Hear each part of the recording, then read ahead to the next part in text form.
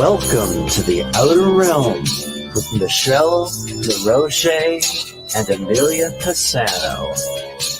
Airing live on the United Public Radio Network, 105.3 FM in New Orleans.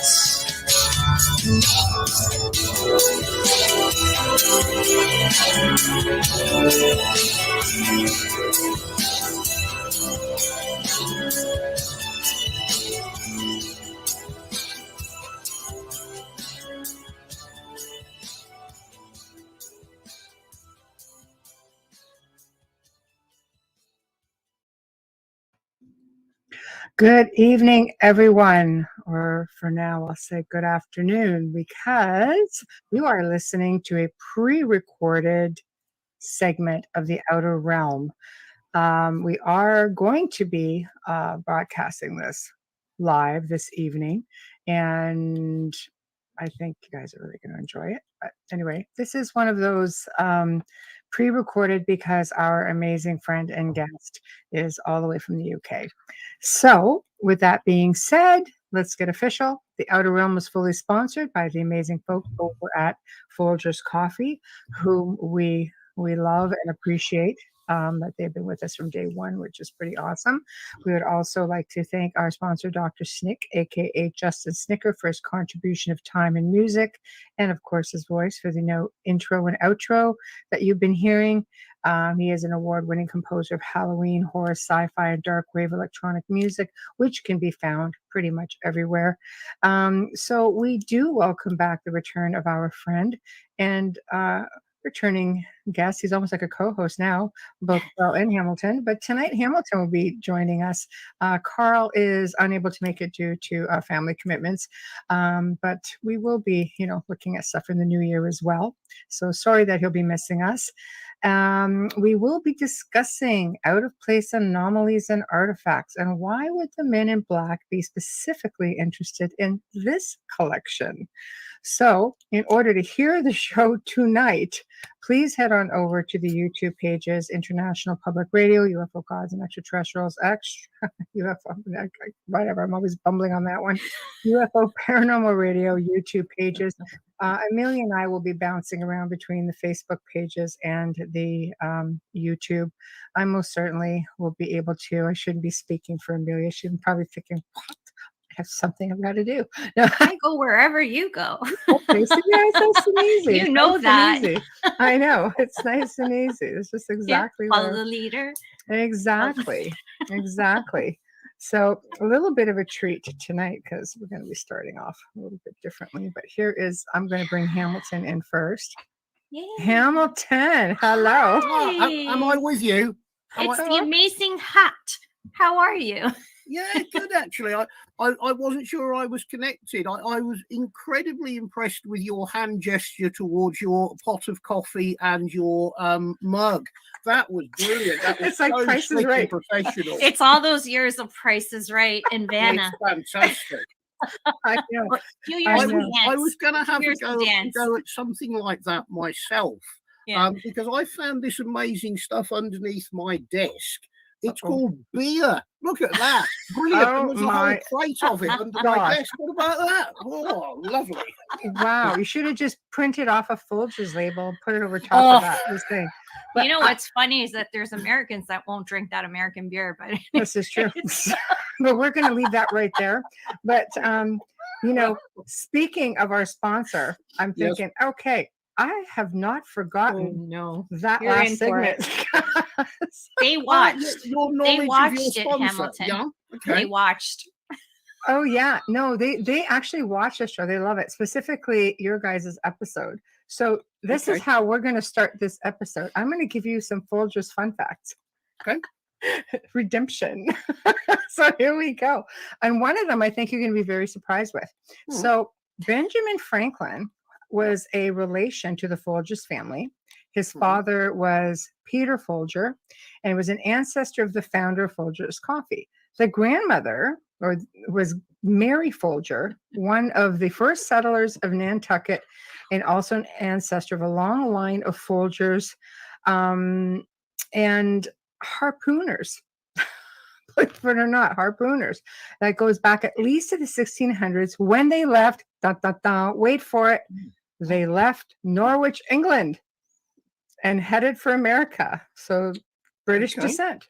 I know. I thought you'd really dig that. Fascinating. That's wonderful. I know. Crazy. And they even made up, they made their way into the book Moby Dick, because the Folgers clan of Nantucket from, of course, Norwich, England, were renowned for their whaling efforts, hence the reference in the book, a long line of Folgers and harpooners. Wow. So the coffee was founded in 1850, and by 1963, Folgers had become America's #1 coffee brand and is still in the top 5 bestsellers even today. And they're now joined by another part of their company, the J.M. Smucker Company. Dunkin' Donuts, Pillsbury, and jams. I love it. Yay. So I know. So they've got Coffee and donuts. Fun food too, which you and I both really love. Where's our donuts? Where's our donuts? We don't have Dunkin' Donuts in Canada either, but I know. It's like, what? I know that you could put it across the border in Buffalo to Michelle's house in less than 25 minutes. So we're willing to take that risk. Just put it, just hook it up to a drone and throw it across the river. Fly it over. Waiting on the other side. I'll be in her driveway. I know. So I thought you would find it interesting that the family is actually British descent, and they decided to create a coffee rather to a tea. It's quite interesting. I thought so too. That would be like Rome coming to Canada and instead of espresso, making tea. Yeah, that would be different, wouldn't it? It would be really strange. Yeah. But anyway, that is our Folgers redemption. Your redemption of Well, I can add to your knowledge. Oh no! I'm you're gonna love it. I love it. I've been researching it further because the original Mr. Folger, he was actually nothing to do with the coffee business. He was employed as a carpenter to build the original coffee mill and ended up owning the place. Good man. That's right. Very enterprising. We like that. That's also true. Oh boy. That's right. Okay. Not you think all what we get thought, me a free coffee mug yet? Oh, it's coming. Okay. So, it's coming. I have to have them made. So I'm going to be sending good for you and Carl, and it's going to be coming to your place because I have your address. And every time you come on, we're going to be having a nice cup of Folgers coffee. Yeah, feel free to send a replica hat. Really. Or a chalice. Not a chalice. I don't care for the chalice. I care for the hat. Just want a hat. Okay, no worries. It's my Templar roots. I don't know. That's life something. Well, I mean, knowing I was going to sort of be here on my own because Carl's doing sort of family looking after sick people. Yeah. I've made an extra effort to do some preparation because I've actually been drinking beer since about lunchtime to sort of get myself in the right mood to talk about sort of weird stuff and the rest of it. Well, so you're falling behind. That's only 6 hours. Yeah, I know. You need to catch up. Yeah. I know, but that's okay. That means the show and tell's going to be really interesting. Definitely. I found some things out that I hadn't actually bothered to mention to you. I'd forgotten about them. Okay. So where do you want to start with all of this? For those who don't know, out of place artifacts or mysterious anomalies, back in the day, the world, it's a pretty interesting place, and it does every now and then give up its secrets. And I think this is one of those cases of the whatever the powers that may be is giving up secrets, and somehow you've ended up with them. So why don't we let you just take off with it, and we'll just jump in every now and then. I mean, I think when you look at history generally, not everything is correct, as I think most people know, particularly in terms of times and dates. And, you look at the construction of the pyramids, how fantastic it is, and amazing brickwork and stonework in South America. Yes. Nobody actually knows when exactly this stuff was made. There's plenty of estimates of dates, but there are lots of anomalies. I mean, how were people cutting stones quite so accurately? not just in one place, but I mean all over the world. Yeah. You know, is it a lost technology, or, you know, nobody in science at the moment can answer all of these questions. Mm-hmm. And the other thing you find when you start getting into history is how it suits a lot of academics just simply to change things because it doesn't actually fit quite what they want it to be. Yes. And I mean, it took nearly 100 years for the Smithsonian to actually admit that they were deliberately destroying giant skeletons and bones that they didn't like. Absolutely. You know, I mean, that's a classic example because all over the world, you know, from America to Europe to the Far East, there have been skeletons found for hundreds of years that are simply disproportionate to modern humans. Mm-hmm. People who are 9 foot, 10 foot or taller. Mm-hmm. You know, and a lot of things that were found in America in the sort of 19th century were taken to the Smithsonian and they simply destroyed them rather than actually admitting that they exist. Or and how many do you think ended up in collections, let's say throughout the UK or Europe, much like the whole Egyptian revolution in the 1800s when everything made their way here, like King Ramses I, hello, Niagara Falls Museum of Oddities of all places. I know. I mean, I think certainly over in South America, there are quite a lot of, whether they're privately owned or in little tiny municipal museums, I think that part of the world, there are certainly more examples that you could see. I mean, there are pieces in Sicily and Sardinia that I think have been recovered at the beginning of this century that still exist. Now, whether they're on public display or not, I don't know. But I mean, without any question, it's not just one or two. There's been hundreds, maybe even thousands of these things found. Right. And science and academia just doesn't want to address it because it just doesn't tick the boxes that they want it to tick. And when you look at the sort of distribution of artifacts around the world, in one of the closed off portions of the Grand Canyon that's now a military zone, well, there were ancient Egyptian artifacts found in the Grand Canyon. There's been ancient Egyptian artifacts found in caves in the Pyrenees. Well, how did they get there? You know, it's a question nobody wants to answer. When you go back to Egypt, sort of relatively fresh research that's going on almost as we speak, they found cocaine residue in an awful lot of the mummified bodies. Well, cocaine wasn't known in the African continent in those days. So how on earth was a movement of a South American substance? Well, what was it doing thousands of miles away? You know, it's all of these things that it just seems there's a mental block that if something doesn't tick the remit, we don't want to talk about it and we'll try and make it go away. Of course.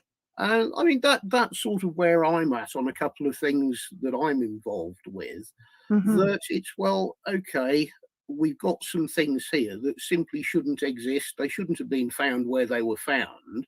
And the dating of them is thousands and thousands of years before they should actually exist at all. Well, there are some things that have been found that are almost like 1 million years old. Yeah. Quarter million years old. Definitely. It's like, so, go ahead. Sorry, Mary. Well, I just wanted to ask a question to go back. Thank you, Michelle. Hamilton, do you believe what was found on Sardinia? First of all, it's a two-part question. There's been quite a number of giant skeletons found in that part of the world. I couldn't tell you the exact locations without going back into it, but it seems quite a concentrated area for giants. Yeah. I'm curious because I'd be curious to see the DNA now because Sardinia is one of the highest populations in the world of centenarians. That's right. Yeah. Healthy lifestyle. I'm wondering, well, they live the same lifestyle as off the coast from them as Italy. So it's just peculiar. I wonder if it's got something to do with the genetic, you know, the genealogy going back and back and back. And if they're a part of that, and that's why they have something that, you know, the rest of Italy doesn't. They eat the same, they're drinking from the same waters. It's I don't know. Right. Yeah, I don't know. I mean, you can also say the same. An awful lot of people with rhesus negative blood have got an extra vertebrae. Why is that? I've never had a scan on my back, so I don't know. Extraterrestrial. Yeah, Oh, come on. Yeah, not kidding. No. You know, we I've just even don't met know. positive blood type people who were abductees who had an extra vertebrae. I don't think I do. I've never been told. So Pass. I don't know. I don't know, but it just seems to be a fact that amongst the rhesus negative community, if that's the right word, there is a disproportionate number that have an extra vertebrae. So, same question: why is that? We don't know.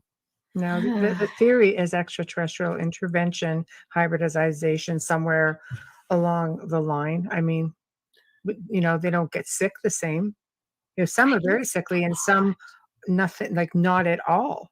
It's believed that they even have an immunity to HIV when they did. It was only a testing of about 300 people, so it wasn't like it was a major test. But they showed that, you know, there was an immunity to HIV itself. So possibly AIDS and like, well. I mean, you would have thought with such unique characteristics, an awful lot more time and money would be thrown into investigating things like this, because you might actually get some cures or some immunities by investigating things like that. But it's almost like a blank. They just don't want to know. No, well, that or they falls know. into the conspiracy. Or they do know and they don't want to tell because I pretend it doesn't exist. I did have surgery where I needed a blood transfusion during the time of the HIV, where in Toronto there was all these tainted blood donations, and I had to go through testing, and I came up constantly negative. And I was petrified because I was only 19. I was petrified, you know, but I remember that. I remember when that happened in Toronto, and it was a huge, tons of tainted in the blood bank because they weren't aware of the tainting. No, they weren't really aware of AIDS so much either, you know. So I don't know. It's just this amazing world that we live in. But I agree with you when it comes to academia. I don't believe that, you know, I mean, I'm thinking a lot of us are of the same mind that there are, you know, some areas of religion that are more about control, especially I think as we move on, you know, history shows it with war and such, you know, and great loss of life. And I think how many battles are waged in the name of religion, you know, it's crazy, you know, forever throughout centuries. It'll go on forever. It'll never stop. No, exactly. So I think if it comes down to the fact that, you know, this is what the good book says, and the New Testament says something different. But again, with that being said, now when you're finding these out of place artifacts, now you're like going, well, wait a minute, this isn't even possible because this is what we have been taught. And let's face it, we're either dealing with ancient civilizations that were here way before us, possibly even extraterrestrials inhabiting the planet from, you know, whatever, million plus years before us. You know, the ancient Sumerian kings have a list going back 450,000 years ago. And that, or we're dealing with time travel. Yeah, we just simply don't know. I mean, you go to the Babylonian empires, the Assyrians, the Sasanians, you know, there's remarkable carvings there that seem to show people who are double the height of normal people. You know, if you've seen those, there's characters holding lions as though they were little kittens. And you can scale them up because the carvings also incorporate palm trees and amphoras that you know the size of. And dinosaurs. Dinosaurs in various places. And cave walls, millions of years out of Like what? How far back did they go? I wonder if they're still around and we don't know it. We don't really know how far. No, but with the dinosaurs, we really don't know. We only know what scientists tell us about, you know, the huge freeze and that. And we don't really know if any survived or if they're living in these vast forests that they're so thick we can't even get through them. We don't know. Let's get back to the theory of portals. Let's use Loch Ness for instance. Everybody, how many sightings? And even now, even to this day, I think the last sighting was just like last month or something, that they see something. Not everybody's crazy. Not everybody is just a case of mistaken identity. You know, is there something slipping in and out of a dimension or portal or multiverse or something, and then it just slips back out and they can never find it? Because let's face it, you would think that they would be able to find it. That in itself to me is an out of place anomaly. You know, again, if you talk to sort of Native Americans or look at Native American legends, all things like the Wendigos and the shapeshifters and all of those sorts of things. Yes. Well, you know, there have been so many sightings of things that are inexplicable by, you know, sensible people, park rangers and police officers, that it's very hard to just dismiss it all as fantasy when there's so many thousands of things there.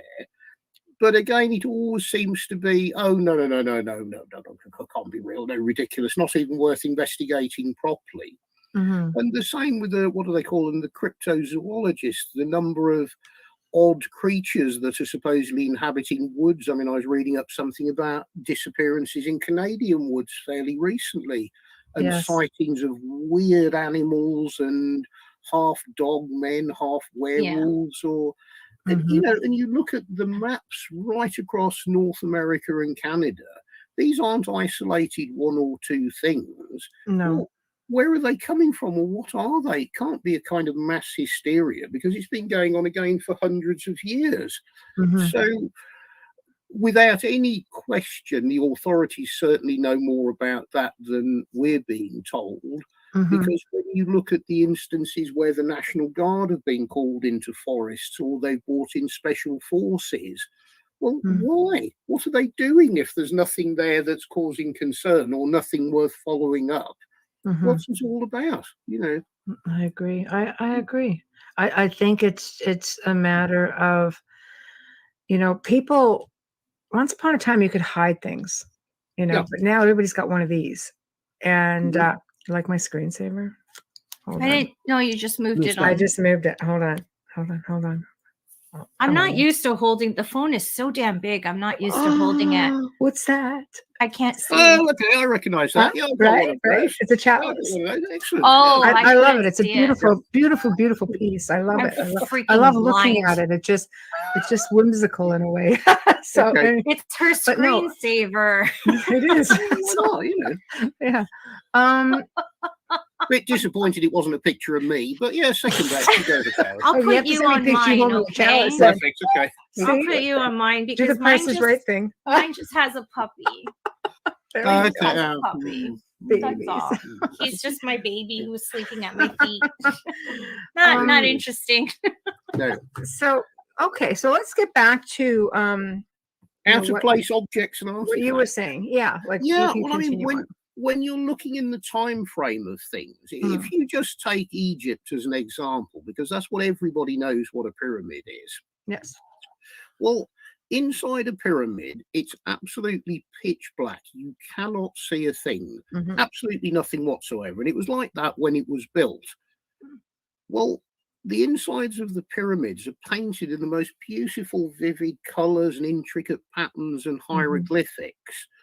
Well, how was that accomplished without any light? Because they built it, then they painted it. You know, I think there's a school that said, well, they were using candles or they were using oil lamps, which were certainly around at the time. But, well, in any of these temples or pyramids, there isn't a single scrap of smoke residue or lamp or soot residue.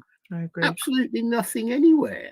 So are people open to the idea that they had other forms of illuminatory devices or what? We don't know. They wrote about it in the hieroglyphs. Yeah, they wrote about it, but there seems to be a sort of blank that, oh, no, that's That's a non-starter. It must have been done with candles. Of course it was. They didn't have anything.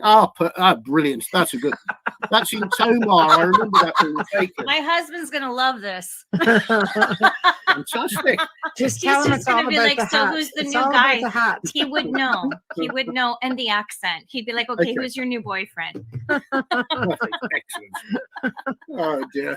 Right. Oh, So, God. yeah, they do write about it. You look at hieroglyphs where they've got this giant battery Yep. or light bulb, rather. Yeah, Right. something that we don't know what it is. And Mhm. the same when on the outside of quite a number of the pyramids, Mhm. there are a lot of stones with cut marks in them and drill marks in them. Clearly, when they've been examined by modern methods, the drilling is a radial, a core drill, the same as we would drill today. And when you look at it, the rotary marks on the stone, it's very clearly a revolving cutting tool. Mhm. But what was it? Because the metals that were available at the time that we know, the copper and the bronze, well, that isn't going to cut granite and material. Mhm. And again, it's the same sort of thing. Well, what actually is this technology? And the same thing in South America, it's the pyramids in China. You know, there are these technologies all Mhm. over the world, and nobody actually seems to come up with an answer or make any serious attempt to explain, well, it's difficult enough to replicate that sort of cutting 2,000 years later using the science we've got. So, well, very clearly, these people, either our time scale is very wrong or our knowledge of the technologies they had are completely wrong.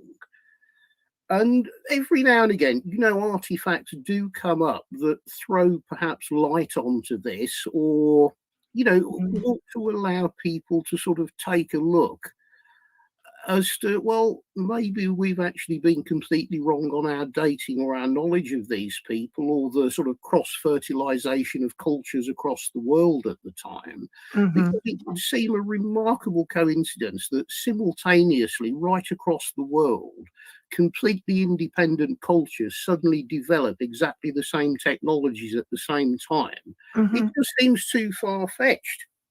And I mean, Sure. that's where I am with the sort of little box of artifacts that I was given a while back. That it's Mhm. a complete sort of, well, why does that exist?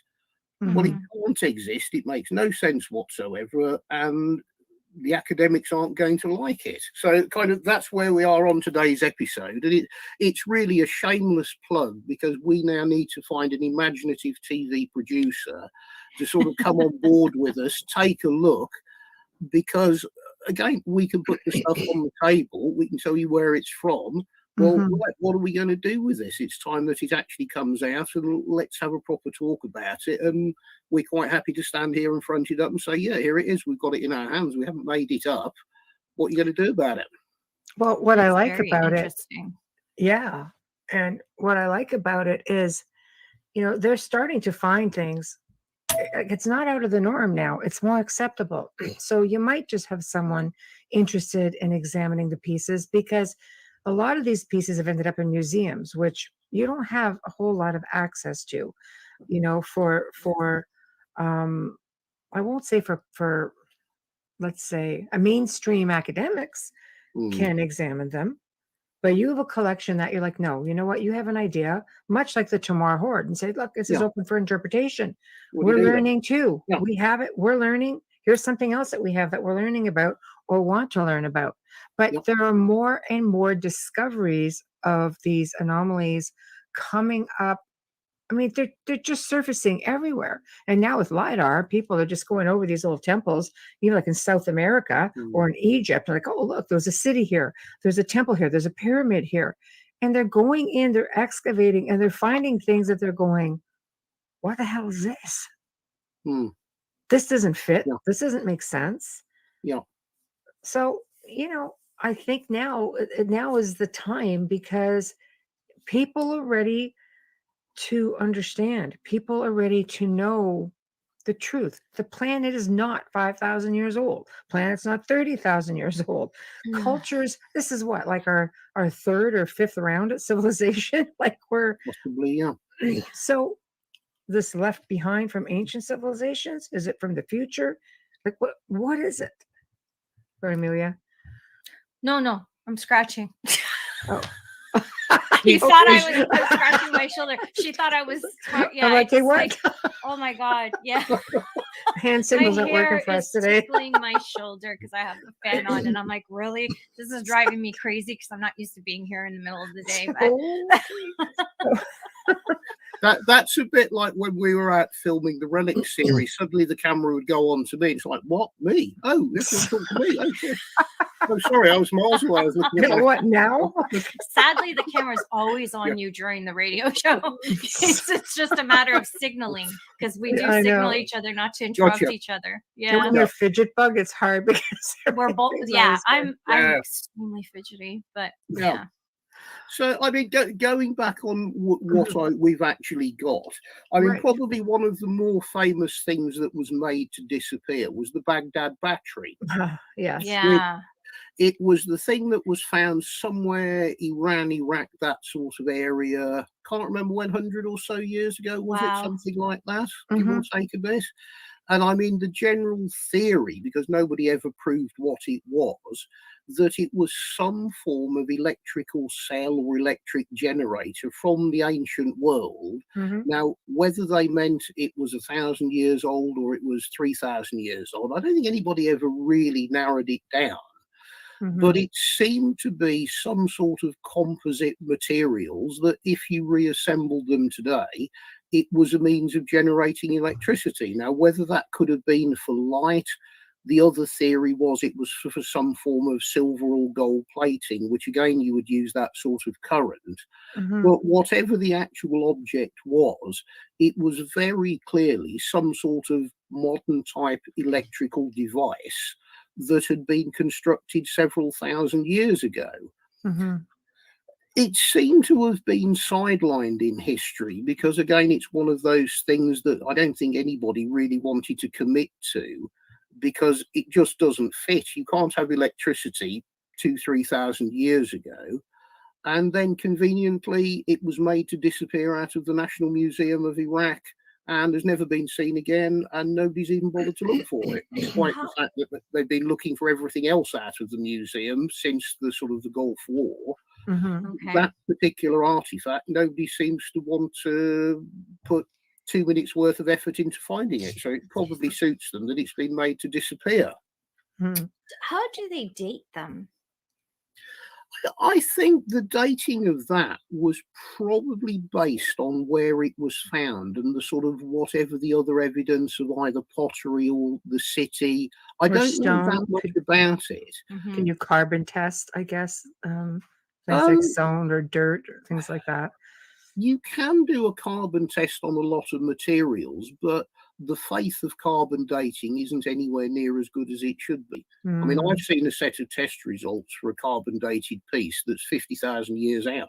I mean, it's nonsense. So that's wow. It's very hit and miss, shall we say, on carbon dating.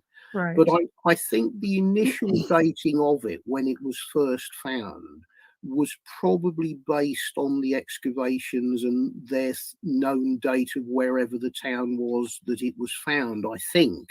You know, that doesn't necessarily date the object. You know, an object can be found and it could already be in the soil 1,000 years before somebody builds a town on top of it. There's no right or wrong, particularly with something like that, which is a unique item because nobody's ever seen one before. So how do you actually date something that nobody's ever seen before? You know, do we know how far they dug to find that?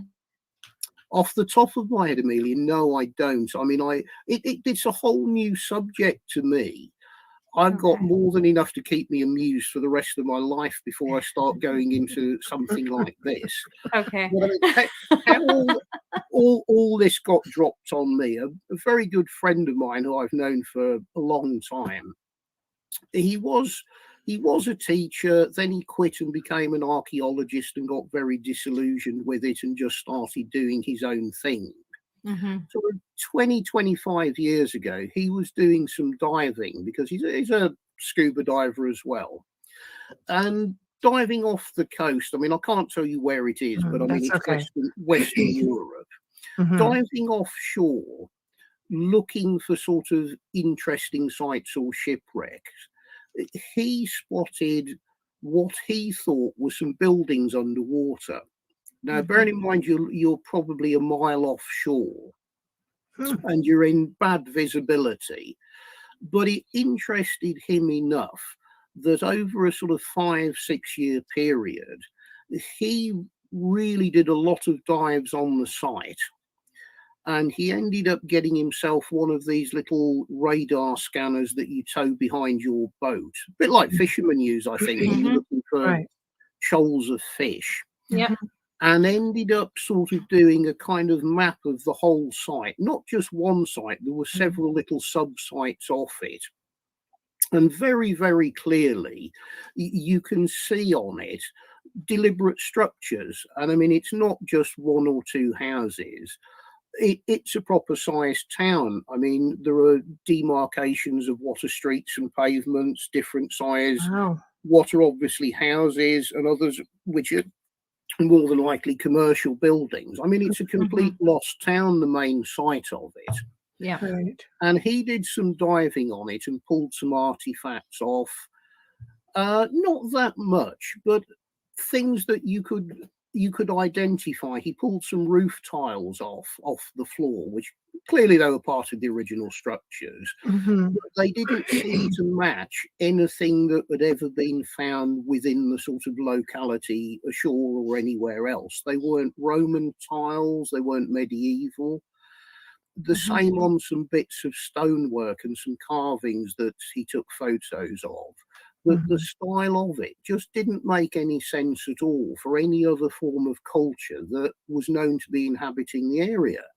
And I mean, it's an area where they'd had Celtics, they'd had Romans before that, you know, and it had gone through the medieval period. So it's an area that's very well researched, and they can pretty much date quite accurately who was doing what and where.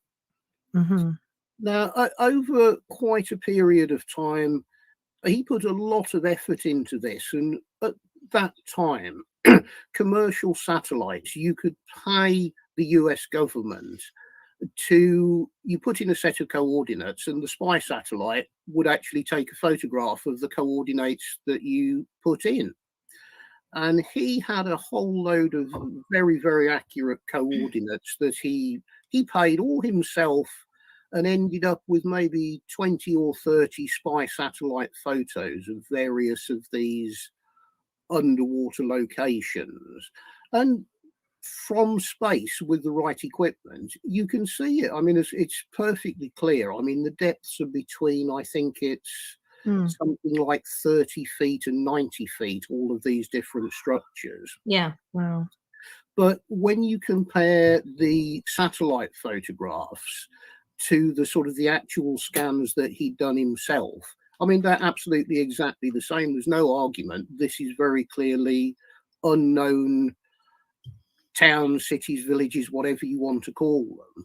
And the sort of logic of why they're there is the fact that coastlines change over time, and you know, things that used to be on land are now underwater, and vice versa.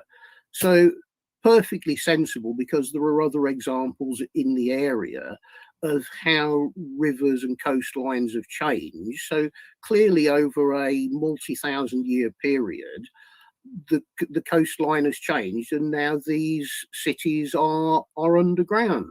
But where it starts to get interesting, bearing in mind he's a very well-educated archaeologist, is that he could make no sense at all out of some of the things that he was pulling off the seabed, because they seem totally out of place in terms of what the materials were and what the actual artifacts themselves were made out of, because they were materials that he was struggling to apply to, you know, he couldn't even identify some of them. Right. And I mean, he hadn't really told anybody about this because he assumed that he would be seen as a crackpot. And no, you're an idiot. What are you doing? Go away. Mm-hmm.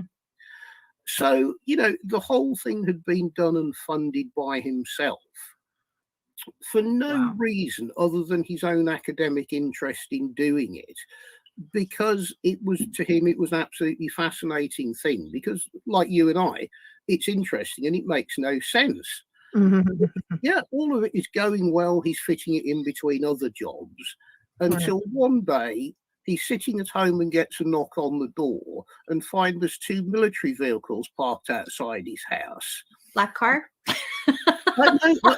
Military vehicles. Military vehicles. Wow. The first military vehicle was full of uniformed and armed troopers, led by obviously somebody official in a peak cap. The second military vehicle had got ununiformed people in. And basically they marched in the house, told him that we know exactly what you're doing. We know what we've been doing. You shouldn't be doing it, and you're going to desist. Which, you know, that put that's harsh. That just put a ton of value on everything he found. Oh, yeah. Well, yes, but they then rifled his house and took away every single thing they could find that they believed that he'd actually had off the site. And that's it. The whole stuff disappeared. They put enough of the frighteners on him that it was made very, very clear. You go diving on that site again and you ain't coming back, mate. Simple as that. So that sure makes you wonder, because you're not looking at just an archaeological site here, because those are happening all over the world. Yeah. Now, bear in mind, this is sort of 20 years ago, where you hadn't got as much internet and it was much easier to put the frighteners on people. Right. And I mean, fairly clearly they knew he hadn't spread the information around, or, you know, if they put the frighteners on him, that's the end of it. So there goes my offer to go diving with him next time. Well, that's where he can't dive anymore because he's got a heart condition. He can't go below 15 feet. I'll go. Yes. I'll go for him. Yeah. I'm a very honest person. I'm just curious. Yeah. Well, same here, you know. Yeah. But amongst the things that he had taken off the site was an example of the Baghdad battery, which, assuming it was the real thing, it would be the first one that actually has ever been found in Western Europe. It was taken away. He doesn't know who exactly they were, where it went. It was simply taken away because it was sat on his desk. Now, I've got a photograph of it, so let me see if I can find it. Okay. Well, I'm sure he had it on his desk because he didn't think anyone would take it because anyone would know what it was. Yeah. Now, that, whether or not you can see it. Yeah, we can see it. If you can see that. Wow. That was the battery that the Men in Black confiscated 20 or so years ago. Wow. Now, Men in Black. Yeah. I mean, you can't call them anything else, really. It's the spooks or whatever you want to call them. But, I mean, it put sufficient frighteners on him that, you know, that was it. He didn't go back to the site. He shut up. And as far as he was concerned, it was never discussed. It's a guy I've known quite a long time, and he'd never mentioned it to me at all. But about sort of 2 years ago, I mean, we've done an awful lot of business and things, and he just pulled a box out and just said, look, you've got a bad attitude. You don't seem to care. I'm going to tell you a story and give you a box, and then this becomes your problem. So now you just needed ours and the rest of the world listening. Brilliant. No, hit me with it. So he then tells me the story and gave me the file of all of the photographs of all of the sonar scans.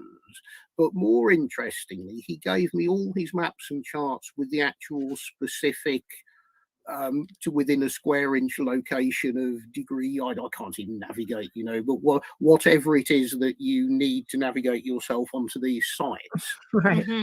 But there was also a box of artifacts that weren't at his house when the Men in Black arrived. They were actually at somewhere else, so they'd missed them. So he'd had them sort of stashed away without showing them to anybody for 20 years, which, I mean, I've just got them down here, which this to me is the most interesting, because that is what appears to be a second Baghdad battery. You can see still got the incrustations on little barnacle things where it's come off. It does, yes. But the thing that is absolutely fascinating about it, that completely throws everybody, and there are 3 or 4 other artifacts, it's made of graphite. Now, graphite wasn't really known about until the 17th century, when they started using it in the production of cannonballs in England. Mhm. And it was a completely useless material. And it wasn't really until the 19th century that graphite started to actually have a use for anything. Mm. So that then throws up the question, what on... It's What is okay. that? Talk, Is that talk, the talk. many... It's my, yeah, that's it. They're calling. Yeah. No. So firstly, it throws up the question, the area where these pieces were found and where this sort of sub-ocean town village is, well, to start with, it's something like 3,000 or 4,000 miles away from the nearest source of graphite. There is no graphite whatsoever within the region where this stuff was found. And secondly, well, whatever civilization was that built this town that was making these things clearly knew what graphite was, and they must have obtained it from somewhere. So it's showing that, well, somewhere down the line, a completely unknown civilization, certainly pre-Roman, was using and making materials that didn't actually exist for maybe 4,000 or 5,000 years into the future. Wow. So explain that one. Time travel. I don't know. I have no answers. I'm sticking with that. No, I'm sitting with a box right. of artifacts. I mean, one of the other things. Every now and then we lose them. There's a going back. Where we go? Where's my, What lost my is camera? that? Yeah, there we go. Oh, When you look at that, yeah, keep it right there. that's Yeah. a little man-made vessel. Yes. Again, yes. it's been made out of a solid lump of graphite. Again, But graphite. if you look at cultures in the ancient world, that is identical in shape to a Celtic woad grinder or a Roman or Egyptian curved vessel for makeup or for sort of grinding any form of coal. Mm-hmm. So does that mean the purpose of this is exactly the same as what the Celts and the Romans and Egyptians were using a vessel this shape for? Mm-hmm. Or is it for something else?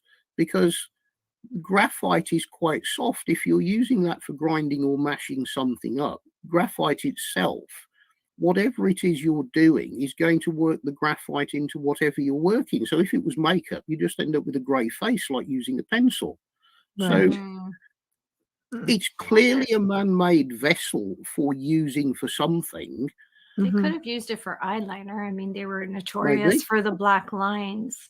Maybe, possibly. Because then it would make sense to use graphite, because you're crushing coal and it's okay if Maybe. it has gray, Yeah. or berries for their lips. If it's used for makeup for women, it makes total sense. And then adding water to it would make it Maybe. indent even more, right? You're shaping it. So it's the graphite that makes it that much more unusual. Well, graphite at that period in time didn't exist anywhere in the world. It was thousands and thousands of years before graphite was even discovered. Then you've got that piece, which is a worked piece, smooth on one side. Then when you flip it over, you can just about see you've got like weird, like almost metallic inclusions fused into it that, to me, it looks like a copper or a bronze type material because there's a green patina to it. Mm-hmm. But again, I have no idea how you would fuse copper into graphite, or absolutely no idea at all. Zero. Maybe they had it on a base of copper, you know? Or could the water have caused some sort of erosion? Or they could have mixed it with the metals. Yeah. I wonder, because you think of royalty, there was always metals within their homes, right? You had gold, or depending on what part of the world gold was valued the most.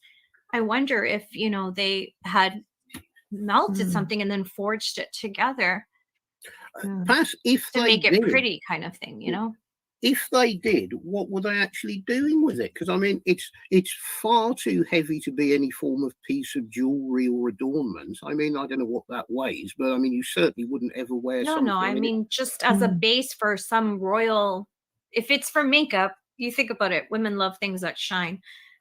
It's not going to be any different before. And the metals would be of value and show even more value to the family.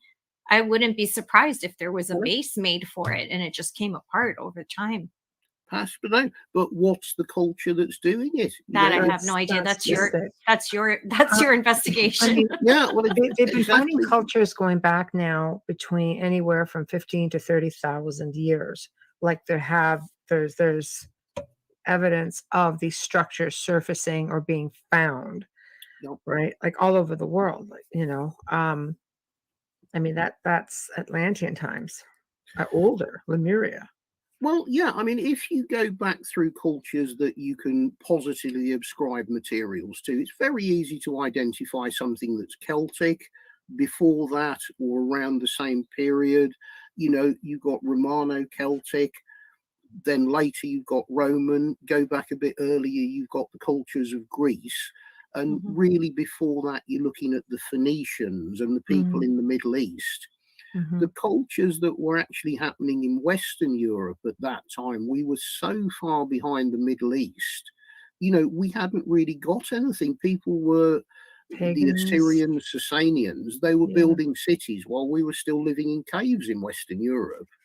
Right. So if these pieces are Western European and they predate all of the Middle Eastern cultures, well, who the hell was it? I don't know. I genuinely have no idea at all. Then this, which again looks like nothing, but it's a little piece of material, and you can't really see the color in this light. Dad, we can see it there if you leave it right there. It's almost like it looks like concrete or clay, or it could be some weird stone, but it's a bright purple color. And then when you turn it round, again, there's a complete fused on layer, which you can probably see it there. Yes. Yeah. That looks like a fused on, again, a copper or some sort of metal. I mean, I can only assume this must Which is be a conductor. Part of a broken vessel or part of a broken something else. But totally unable to identify what the metal is, what the clay is, have absolutely no idea. It doesn't match up with anything that anybody's been able to find anywhere. So what is it? Is that some other form of lost technology or material? Honestly, I genuinely metal conducts, right? Copper's a conductor. They're metal. So it's like, is that what they were, achieving or trying to achieve with it, especially with the whole Baghdad battery thing? Yeah, well, I mean, the one piece, we can't think of anything else it can possibly be other than some form of battery component. And it's the second one that was found on exactly the same site. So it can't be some sort of freaky thing. It's a deliberately manufactured object for a purpose. Right. It's not a decorative thing. It's like, genuinely, no idea. I mean, the guy who found the stuff, nothing. I mean, it's just kind of head scratching for him. But whoever it was that knocked on his door 20 years ago certainly didn't want him to have it and didn't want it to be broadcast. So they put the frighteners on him. And what's also very interesting, bear in mind I've got the coordinates for all of these various sites along the coast. A bit like, I mean, you can still get satellite imagery photographed today if you've got the money to pay for it. But, certain areas of the world, like Area 51 and parts of Antarctica, you're not, forget it. Doesn't happen. You can't do it. It's not happening. Yeah. No. Well, Antarctica is the new Area 51. Wow, right? It's just coming up a lot in the news of late. It is. You need a lot of clearance to get anywhere near it now. Well, as an interesting experiment, somebody that wasn't traceable approached one of the satellite companies with a random set of coordinates that we've already got photographs of to see if we could get them photographed now. Wow. Blacklisted. Nope, can't do it. Wow. So for whatever reason, these things that we have satellite photographs of taken 20 years ago, you can now no longer obtain the same photographs of because it's in the restricted. Yeah. So my guess is that your friend actually made the discovery, and by going and having satellite imagery done, they're like, "Holy crap, what's this?" Possibly. This is, it might have done Or, oh no, somebody found it. Maybe, yeah. Yeah. Could go either way with that one. If that's the case, I mean, there is a lot of evidence out there on, cave paintings, hieroglyphs, sculptures, statuettes, all kinds of things are being found. And there is a huge extraterrestrial presence. And a lot of ancient cultures coexisted really well with them. If you go back into Egypt, the KGB, I think it was in the 80s, got access to a tomb in Egypt, and the pharaoh was like a 7-foot tall gray, right? So let's just hypothetically say that this was all a thing. I would think that the ETs would have been here much longer than civilization. I mean, we're just a civilization of the time, just like the Incans and the Mayans were the civilization of the time in that part of the world. These beings could have been there, predated all of that. Would they have known by going further down into the earth to get graphite, or from wherever, and maybe coexisted with another civilization who built your city, Yeah, this is the complete unknown. I know no more about it than you do. I mean, I'm sitting with these things on my desk. They exist. I know what graphite is. People who understand technology have looked at them and said that's pure graphite. Right. We've drawn on the maps lines as to, well, where was graphite found first? Right. Where was graphite mined commercially when it started to have an actual value in the 19th century? And it doesn't matter how you look at the maps, it's thousands and thousands of miles away from where these species were actually found. And the same this is dated at what, roughly, do you think?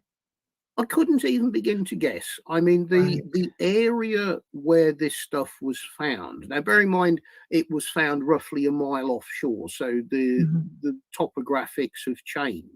Right. But I mean, within what is now the coastal region where it was found, you've got evidence of Roman and Celtic settlements, but nothing really before that, because you're looking at Neolithic, Chalcolithic period. They were living in caves. So there isn't really a third option that you can even throw in the air as a guess, because it just... Okay, what about ancient Sumerians? A whole Anunnaki thing. The ancient Sumerian kings that go back 450,000 years would I mean, there are tablets that prove this, that show this. Could it have come from... Because let's face it, the Romans, just the Romans alone, they swept their way across everywhere. They made their way into the UK and gave it their dangdest. I mean, they were there for what, 300 years? Yeah. I mean, this is what now needs somebody to come on board and do a proper full-on documentary. I've got the exact locations.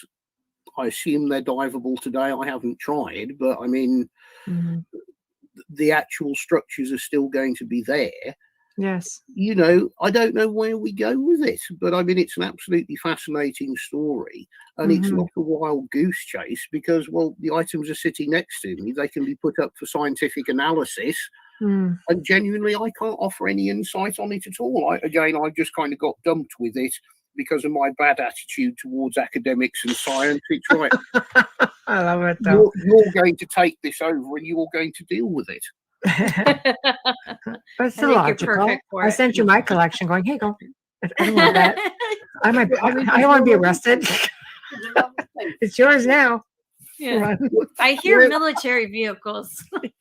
where we were talking before about in Egypt, about the technologies, the drilling of very hard materials with no tools.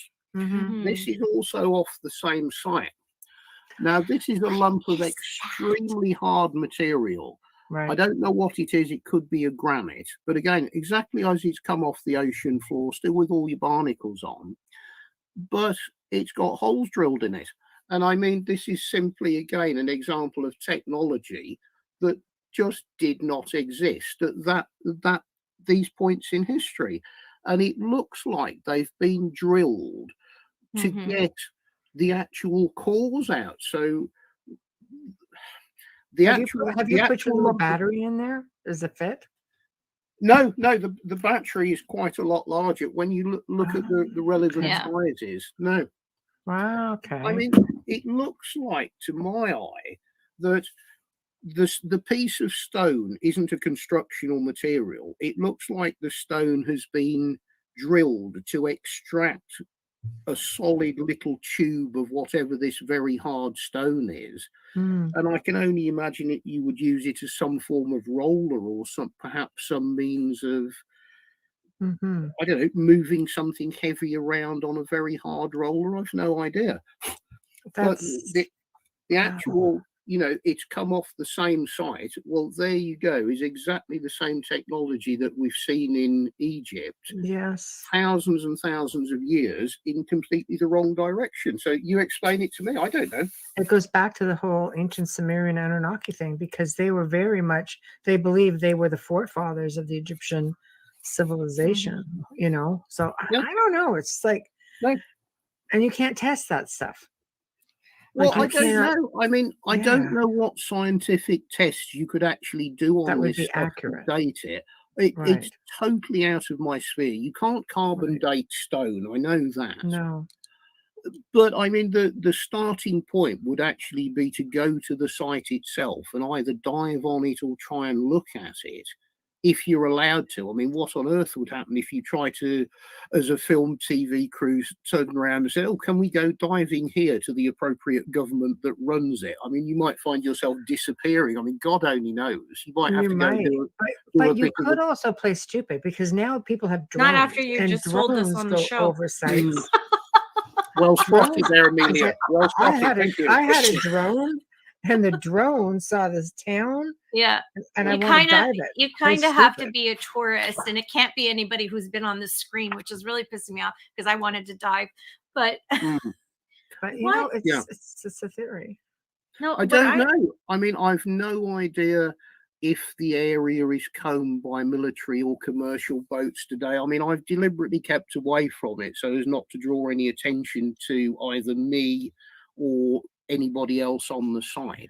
I would imagine they're just watching it via satellite because they don't want to draw attention to it either by floating over it. I would love to, as a medium, be able to hold that piece to read the energy.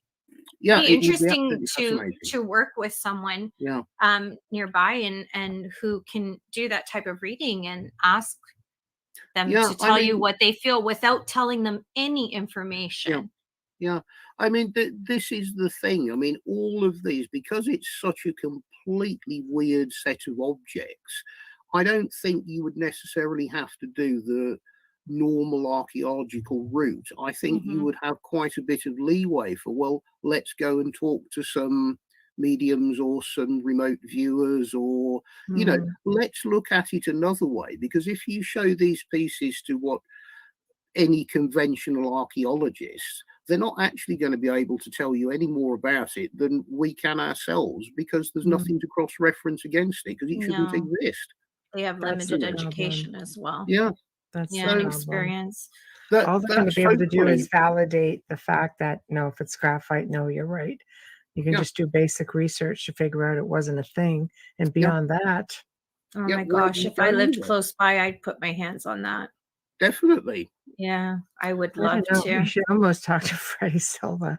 When he wrote his books on the missing lands, he's addressed many cultures that go back anywhere from 15 to 30,000 years in different areas of the world. You should talk to him. It's fascinating read. It's just like, because then you're like, okay, there was this culture in this area at this time, this culture in this area at this time. I would pick his brain or get the book. It's just fabulous. Maybe you should make that connection. Dun, I dun, dun. tried to sort of Dun speak dun with. dun. Yeah, dun dun dun. Because Freddie does a lot of shows. So He's been on maybe you this should one, make yeah. that. Yeah. But I mean, Well- like television wise, he travels the world. Well, I So- mean, when I was doing the Templar thing before, oh God, before we actually really started working with Tim Wallace Murphy, I did actually track Freddie down, and I got Oh, a home phone number for him in the States Okay. and rang him up. And the initial was, "How do you get my phone number?" Which was like, well, it's not that difficult, mate. Honestly, if you know how to get phone numbers.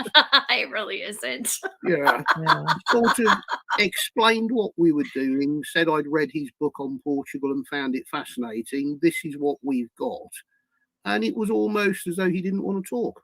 Maybe he wanted to make sure you are who you say you are, because he probably Maybe. gets approached a lot. I really don't know. I mean, I put him in touch with Tim Wallace Murphy, and he had several discussions with Tim. Seemed more Okay. than happy to talk to him, but to actually, I mean, I know Freddie's been over to England numerous times on his guided tours, and I did actually think, well, when I know he's over in England, should I get in touch? And then I just thought, well, you know what, mate, you had a chance, you couldn't be bothered to return any communication to me, so yeah, you're not the right person. I don't need a dose of that. That, you know, sometimes it is about finding the right person. Maybe Yeah. it's someone else who's supposed to bring you there, you know, Maybe. as wonderful and knowledgeable as he is. Maybe he's not the right fit. That's all. Maybe. And it's okay. Mhm. No, I mean, this is totally out of my sphere. I mean, I know absolutely nothing about it. Mhm. You know, I know a little bit about the Anunnaki theory, a little bit about the Atlantis theory, and all the rest of it. Right. But my knowledge is so minimal. I certainly couldn't stand there and actually pontificate on what it is. All I can do is more or less, well, this is what I've got. This is the story. I can take you to the Well- exact spot where it was found. What are you going to do with it? I don't know. I can't. There's do a it. whole missing continent that's underwater right now Maybe. that they've Yeah. discovered. And that continent sits like right smack in the middle of everything, you know, like Connects right, it all. Yeah. It the- would the- have connected the it east and the all, right? west. From It- east to west. it would Yep. have. Yeah. Yeah. Maybe, and I mean, unless you go Maybe unless that's you how go they traveled diving so and have far. access to go down that far, they just recently shown this is this missing continent. I saw that. Maybe that's part of your answer as well. It could very well be. I mean, Yeah. honestly, I'm completely in crazy. the dark on it. Yeah. I think we could do an absolutely fascinating show or series of shows on it because you genuinely got the artifacts in your hands. You could do Mhm. something with it. This isn't a sort of wild goose chase of No, it's right stupid there. ideas. Well, Yeah. look, I've got the satellite photos taken by Big Bird, the satellite? I forget the name of the US spy satellite. Right. Look, I don't I've know. got the photographs that the spy satellite took, and if you put the coordinates in now, they won't take it because it's a restricted area. Well, that alone should arouse It some would, because interest you in can't get it now. some No, I creative- think with It's the top creation of secret. Huawei, you can't get on a lot of sites now. Yeah, Yeah, it's completely Yeah. inaccessible information. I think Mhm. it's a great opportunity. I also, like I said earlier, I like your approach because it's not like you're coming into this. You're coming into this as a collector. And you're like, Yeah. look, this kind of got dropped on my lap, much like Tamar didn't. Well, Tamar Yeah. sort of got dropped on your lap. It amazes me. There's things that end up on your. it But does happen. Careful with that. I know, but No, but, with you just but with that being said, Amelia, that wrong mug. That's not Folger's coffee. Look, your Folger's coffee mug's here. Thank you. That's better. Thank you. oh, it doesn't hold the amount of coffee that I drank, but it's Folgers. All right, all right. If All I right, need a well, there you go. 16 ounce cup. Yeah. but no, but I like your approach where it's just like, look, you know what, we don't pretend to know what this is all about. We're still learning. We're open to discussions. Academics aren't interested. They're just not telling you. And you know, tell us your thoughts. Like when you wrote the book, I was just like, I love that approach. Yeah, you genuinely don't know. So, I mean, it would be great, but you need the backing of a TV and the power of You TV do. to do something You with do. it. You do. And I mean, maybe the time's right because, you know, the whole ancient aliens thing seems to be huge. doing incredibly well at the moment. Oh. Yes. Maybe Um, that's what you need to get on is Ancient Aliens.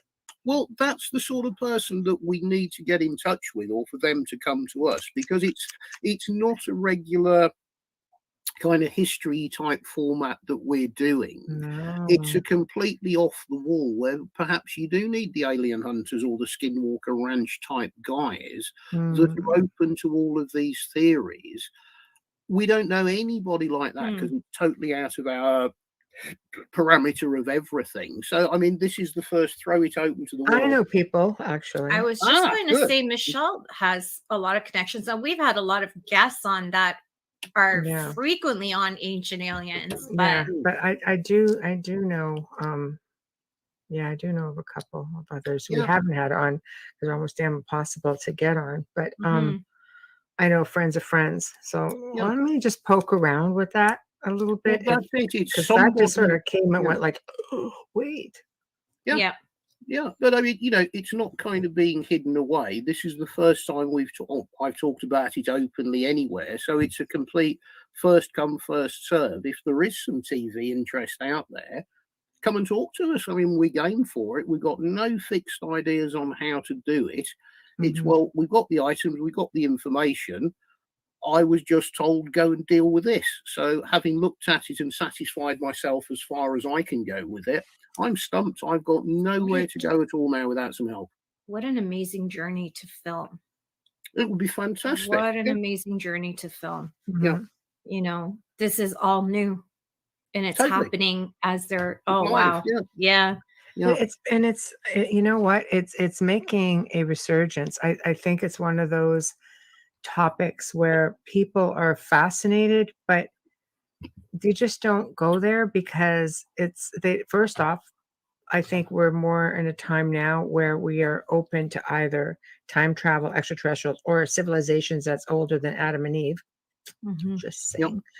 So people are now educating themselves. And if that's the case, then I think, you know, you almost have to go in and say, wow, let's do something with Start this. again. Start from scratch. The time is now. Yeah.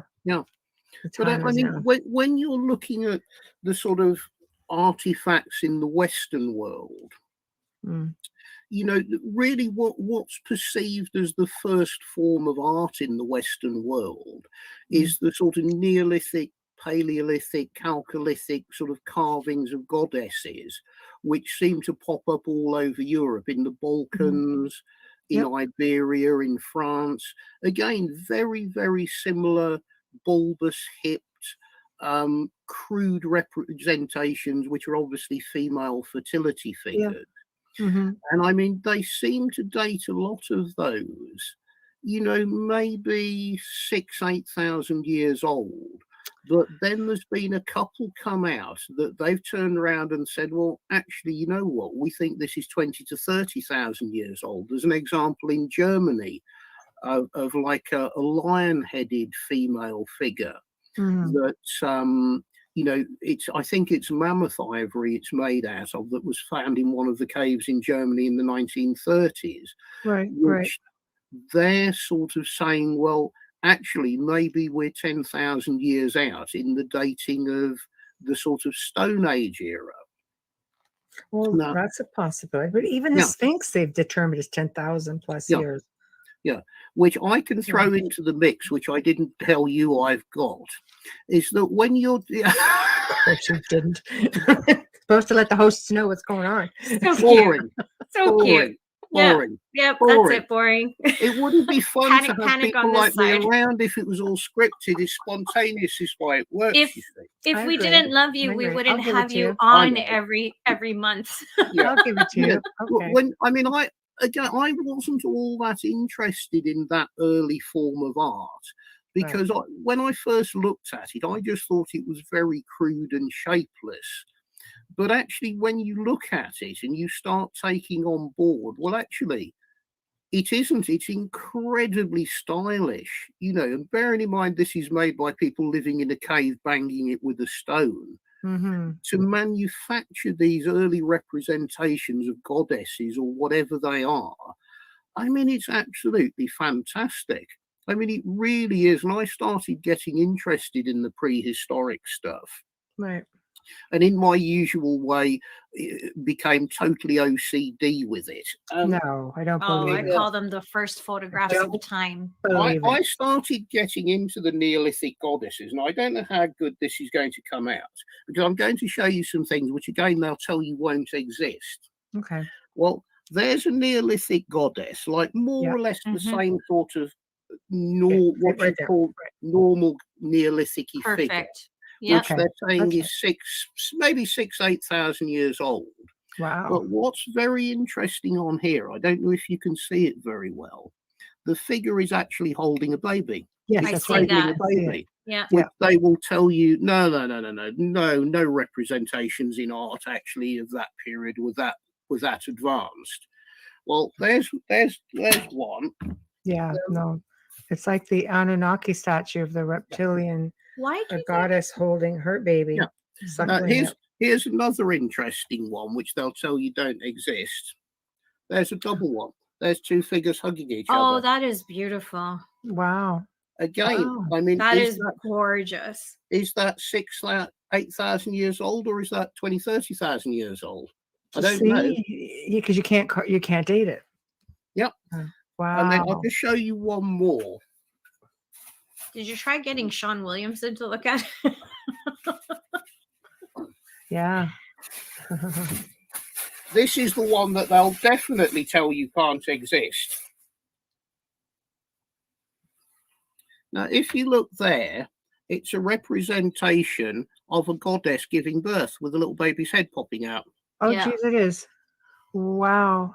Now, again, Wow. they will tell you that these things can't possibly exist because cultures of that time weren't able to represent things in the way. They were just shapeless blobs. Absolutely no, they weren't. They were advanced, and there are certain things that exist that clearly show that art was developing at a much, much quicker or different rate to what archaeologists want to actually admit that they were developing at. I hate when they say no, that can't exist. How do Yeah. they know what can exist? And They they weren't haven't there, seen everything. It's like, why are you speaking with such adamancy of nope, nope, nope? It's like, no. And why would You they need to hide be something open-minded. like that? Why would they hide something like that? I mean, it's I don't know. Again, but I mean, if we can get somebody on board, you know, that is prepared to sort of have a broad-minded sort of look over of all these anomalous things. That's only 3 of my Venuses. I've actually got 30 unrecorded Venuses of various sizes and shapes. that I love OCD thing, Venus. isn't it? I love I don't want Venus. 3, I want 40. Yeah. Yeah. I love Wow. Venus. And I mean, I've got one that is a stone version of the lion-headed one that they found in Germany.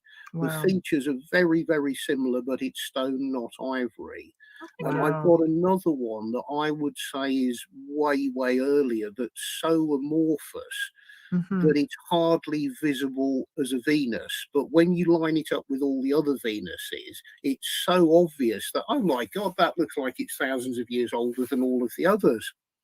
I don't even have Sean look at him, because Sean Williamson has basically said he's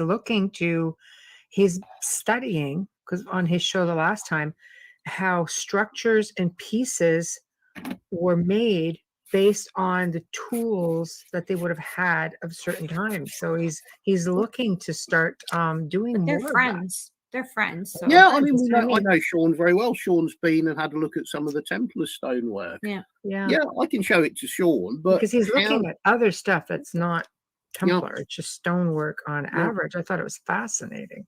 But I mean, you know, the number of unknown Venuses that actually exist anywhere that are in private hands or even decent museum collections, very, very slim.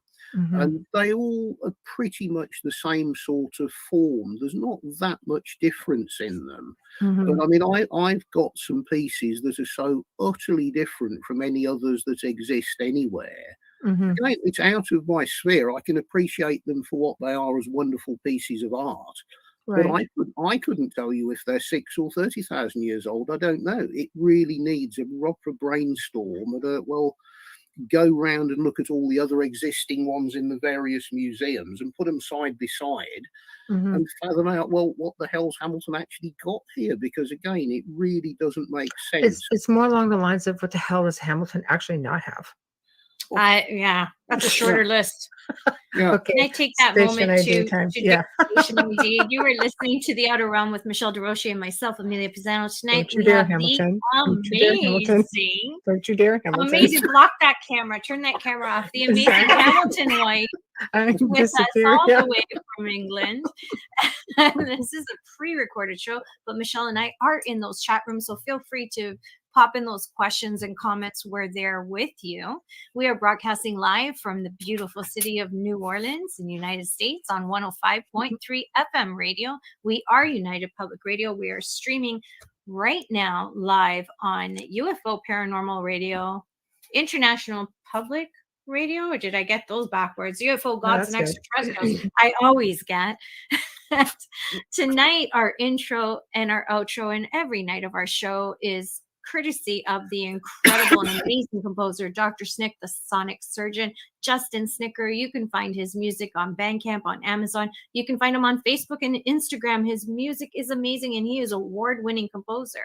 Also, tonight and every night from the beginning of The Outer Realm, we'd like to thank our sponsors. We love you guys. Folgers Coffee. Absolutely love you. And look, see, even Hamilton White's giving you a thumbs Hamilton up on is that one. Have one. And then the next show, Hamilton and Carl will have their mugs. That's right. Yeah. That's right. Carl Cookson is missing from tonight. He's tending to family. And if you can, keep him in your thoughts and prayers. Thank you. Yeah, we've only got half the Relic crew in, unfortunately. He's just dealing with awkward family things and doing a sterling job of it. So, well, and Carl, hope you listen to this sooner or later and everything's going well. He would be back. Yeah, he'll be back, definitely. He'll both So, be back. I mean, the question is, throw it open now. The sort of people that you know within the sort of alien-y, spaceman, caveman, Anunnaki world. Right. You know, if you can get them to watch this, look at the pictures, see what they think. If we can get somebody who wants to talk, we're all ears. You know, we'd love to get involved. I know a couple of people who send a link to. Okay. I will do that because I think it's a really great thing. There are other shows also that tackle this sort of thing. Okay. That I can do that. So yeah. I mean, which way? brainstorm. A lot of places are closed right now until January, though. Yeah, and stuff like that. But I mean, if this stuff had been dumped on your table and you were told, Michelle, you've got a bad attitude, go and deal with it, where would you start? At the top. Okay. I would go at the freaking top and go, yeah, here it is. Okay. Oh, good Lord. Exactly what you're doing. I'm Okay. surprised you waited so long. Well, it's like everything, you know, when it was sort of dumped on me, it's like, well, hang on, this is all a bit weird until I can actually go and cast my eye over it and do a little bit of digging myself and try and understand what I'm talking about. You know, I can come out now and confidently say, well, it's definitely graphite.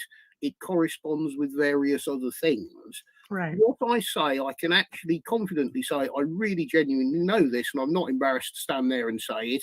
Right, that's the end of the line. I can't find anything else out now. There's nowhere for me to go with it. But we've got to bring in some other people whose area it is, who might be able to do something with it. I would imagine Well, that's a hopefully small amount of people that actually can. Hopefully we can connect you up with someone. But here's the thing that's amazing to me. When you look at these pieces with the naked eye, for like Amelia and I were complete novices, for example. So me more than you. But no, but seriously, you look at some of this, it looks like a freaking rock that's sitting in the bottom of the ocean. How much do you think could be in private collections because it's just off of a site, or how much goes unclaimed because people don't know what they're looking at? That is really something special. Mm-hmm. I think an awful lot is completely dismissed when it's found, simply because the people who look at it, they're trying to find things they do understand. And you pick up something, oh, what a weird bit of stone, don't know what that is, toss it away because it doesn't fit my knowledge. Mm-hmm. Where it comes unstuck is there aren't enough people who are simply curious that when you pick up something that you don't know what it is and you don't understand, that's actually what's really, really interesting, because we've all seen a Roman pot and a Greek vase and a Celtic piece of bronze. You know, you can look at those every day. What's interesting, certainly to me and the people I hang around with, is what the hell is that? I've not seen one of those in 50 years. God, that's good. Give me that. You know what I mean? Yeah. Because it's a stimulus. It's, well, what's coming next? It's the drive of where are we going with this? What little adventure are you going on? Because that's the whole intellectual stimulus and the driver, is you don't really know what. If we go back on the site at some point, if we're able to dive on it with proper, more modern equipment, what else could you drag off the bottom of the ocean? Mm-hmm. You know, what else is still there? Yeah, it's true. You just don't have the eye for it. You just, it just looks like, you know, whereas you pick it up like, oh, I see a layer over here and I see that there's metal over here. Oh, wait, it's graphite. People are like, what? How do you know? It's like a freaking rock. Well, Hamilton's also an artist, so you do see things with a different mind. Yeah. Definitely you do. Certainly you do. Mm-hmm. But I mean, you know, if you could actually get a proper permission or go and do a dive somewhere across these sites, you know, my guy was diving 20 or more years ago with the most basic equipment and the most poor quality cheap camera that was available. Right. You know, I've seen the images he's got and they're fabulous. If you could now go with modern equipment and the sort of diving gear where you can stay underwater for an hour and a half at that sort of depth, right, you know, what you might actually uncover, God only knows. There could be a whole factory of weird production of things. We just don't know. It would be great to go down there with the same equipment that James Cameron used to film the Titanic, because at least you could get a really good shot, panoramic. Yeah. I think, and it's not that far to go, right? So no, I mean, I think it's you need James Cameron. I'll get him on the phone. Give me a minute. I mean, you know, anybody with a submersible or remote control cameras, you could actually do it. But bear in mind, I think at the deepest point, it's only 90 feet. So it's not mega serious diving. It's only most basic PADI qualification diving. I mean, I've dived deeper than that, and I'm not an experienced diver at all. No, but if you have that little sub that he used, the camera that's on there, the equipment that's on there is just drones that do that now too, though. Yeah, like it's that's not true. as expensive. It's fun being in there. You can imagine if it's only that far down. I mean, you have a city; it's got to be down deeper, like under. I mean, like there's a lot that's probably not been uncovered, or has government uncovered it? What is it about this specific site that makes it untouchable compared to other sites? Don't know. Simply don't know. No, it's fascinating. There is obviously a reason that they wanted him off the site and they didn't want him exposing the things that he'd found. What is that reason? What are they hiding? I honestly don't know. I know. That's a hard one, because you think about if you do uncover and that these batteries were created all these years ago, you're talking about rewriting a lot of academia. But that is happening, right? I know, but there's in certain places, not in everywhere, because then you're taking out countries' inventors of things, you know, that they have this pride for in this history. And then all of a sudden you're saying, well, we discovered that like so many years before you. It just becomes, it's egotistical in my opinion, but I would like to see it uncovered. I would like it to have a fresh approach. I think that we do have that society that wants to know now. And we don't look at it as, oh, your country, my country. It's a whole different perspective. Well, I think you've also got what you're saying there is, say some fresh academics came on board and actually turned around and said, well, you know what? We think there were Baghdad batteries in the West 15,000 years ago, and we think this graphite was transported across the world. And very clearly, we've proven that there was contact between cultures. What you've also done is proven every single academic for the last 200 years knows absolutely nothing, and they're completely wrong.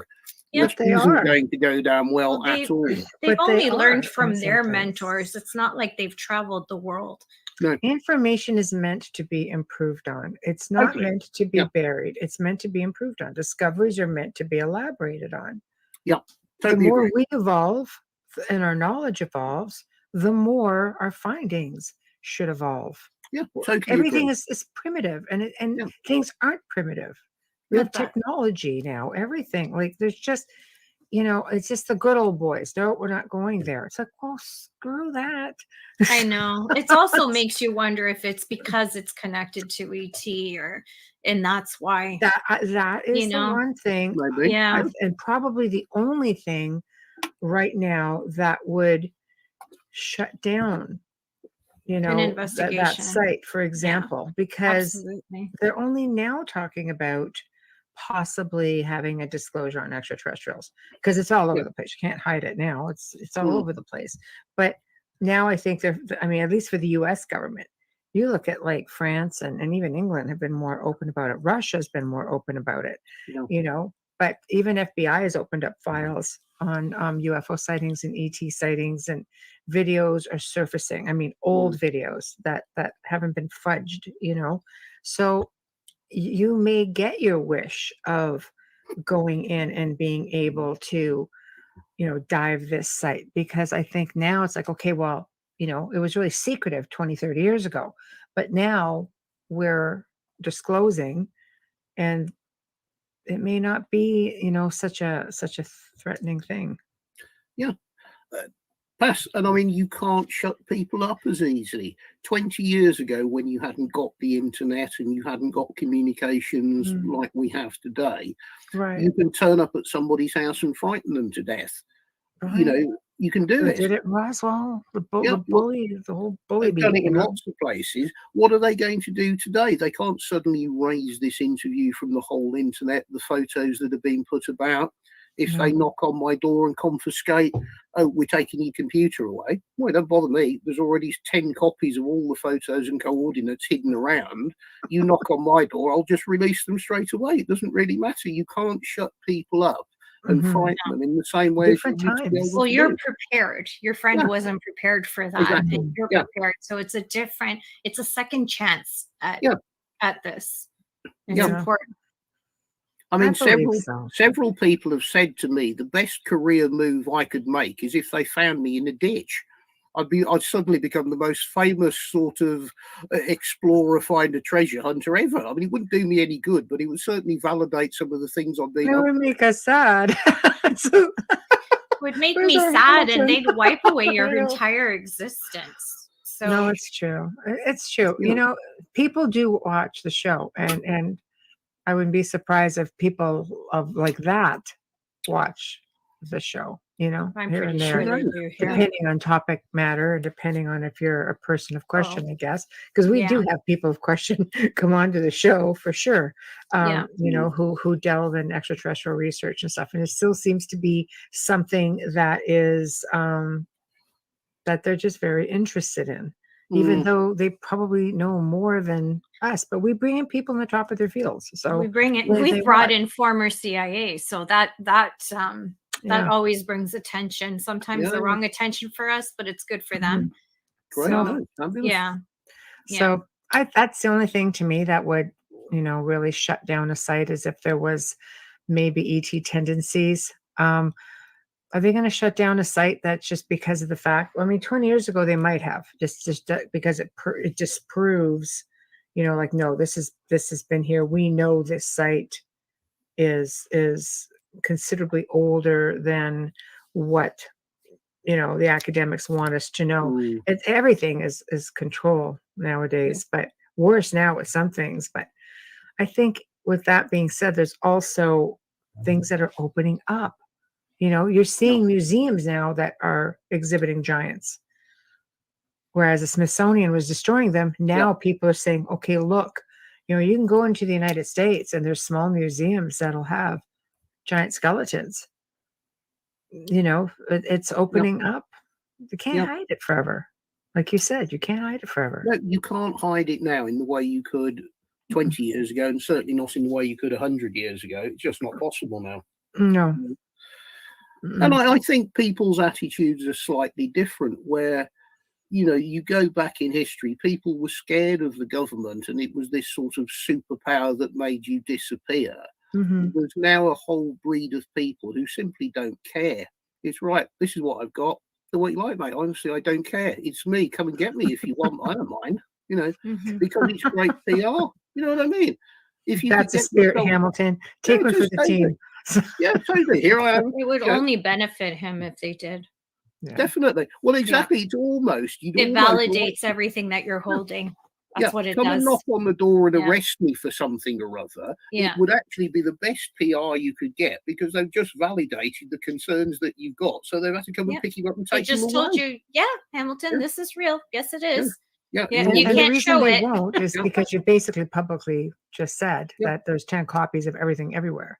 Yeah, but it's hidden away. Not only that, it's already been shown, so it's too late now. You can't unshow a piece of ancient something or other.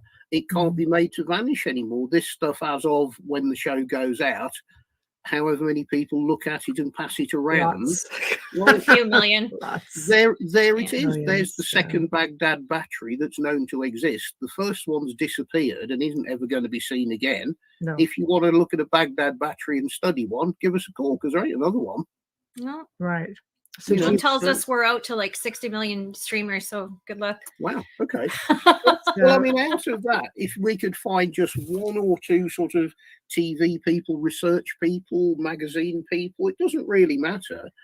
Whatever the next foot on the ladder is to kind of start getting this stuff looked at. And, TV is the obvious medium with the Amazons and the Netflixes now. Oh my gosh, someone streaming on Netflix would be brilliant. Yeah, that's what we need for us on a lot of the things we're working on, is to go up to something that's got a much bigger distribution. Yeah. So I've worked with Netflix producers, so I can. It's a trendy topic. It's big news at the moment. I don't know if anybody else has got any better artifacts or better stories. Go for it, but I haven't seen any. Well, again, it's a matter of how much of it is in a private collection, and they're certainly not going to come forward with it because they don't want to see it in a museum, right? Because how many countries, where you're excavating things, and even on private property. I know England's like really big on it. It's like, no, this belongs, to us. Yeah, we're having that. Right, exactly. Or, but most countries are like that. Oh, what? It's in the water off our shores. Well, if it's this much off, it belongs to us. Yep. So you have these private collectors sitting on items, because they're not going to send it to a museum. Heck, even the museums keep a lot of their stuff hidden. That happened with Titanic because it was off the coast of Canada. Right. That was a big, huge issue when they started that museum tour and pulling up. There was a lot of problems with that. It was, but they claim salvage, you got right? Liverpool saying, "Hey, this is our ship, this is our stuff," and then you have Canada saying, "Well, it's in our waters. We pulled in your survivors." No, it's true, and like I say, museums keep things hidden too. Like they're not just going to bring this out for everybody. So you may have possibly one collection that you are willing to put out there, you're willing to have examined, but in doing so, you need to be careful that they don't just disappear too. Yeah. Let's hope we create a bidding war for a show here. Well, it's not so that the right people hear this. Ding, ding, ding, ding, bids open. It's just trying to pull in the people who know how to handle something like this. I could sit there with a paper and pencil and write a TV show that would interest me. But that might not be the most commercial way to take this. We need to talk to the people who can get stuff onto Amazon and Netflix, because you've got to make something that's commercial if you want to spread it around the world. And you see, I think that's the key right there, is going to somebody like Amazon or Netflix or Hulu, something like that, because mainstream stations don't shoot the messenger. I've just seen it happen. Okay. Where, and you guys being on TV also, I've had stuff that's gone, I've asked to contribute to productions and create a show, which I did. It got approved in Canada, got approved in UK, got approved in Europe, and amazingly, it hit a wall and it came to the United States. And now all of a sudden, I'm seeing something real similar.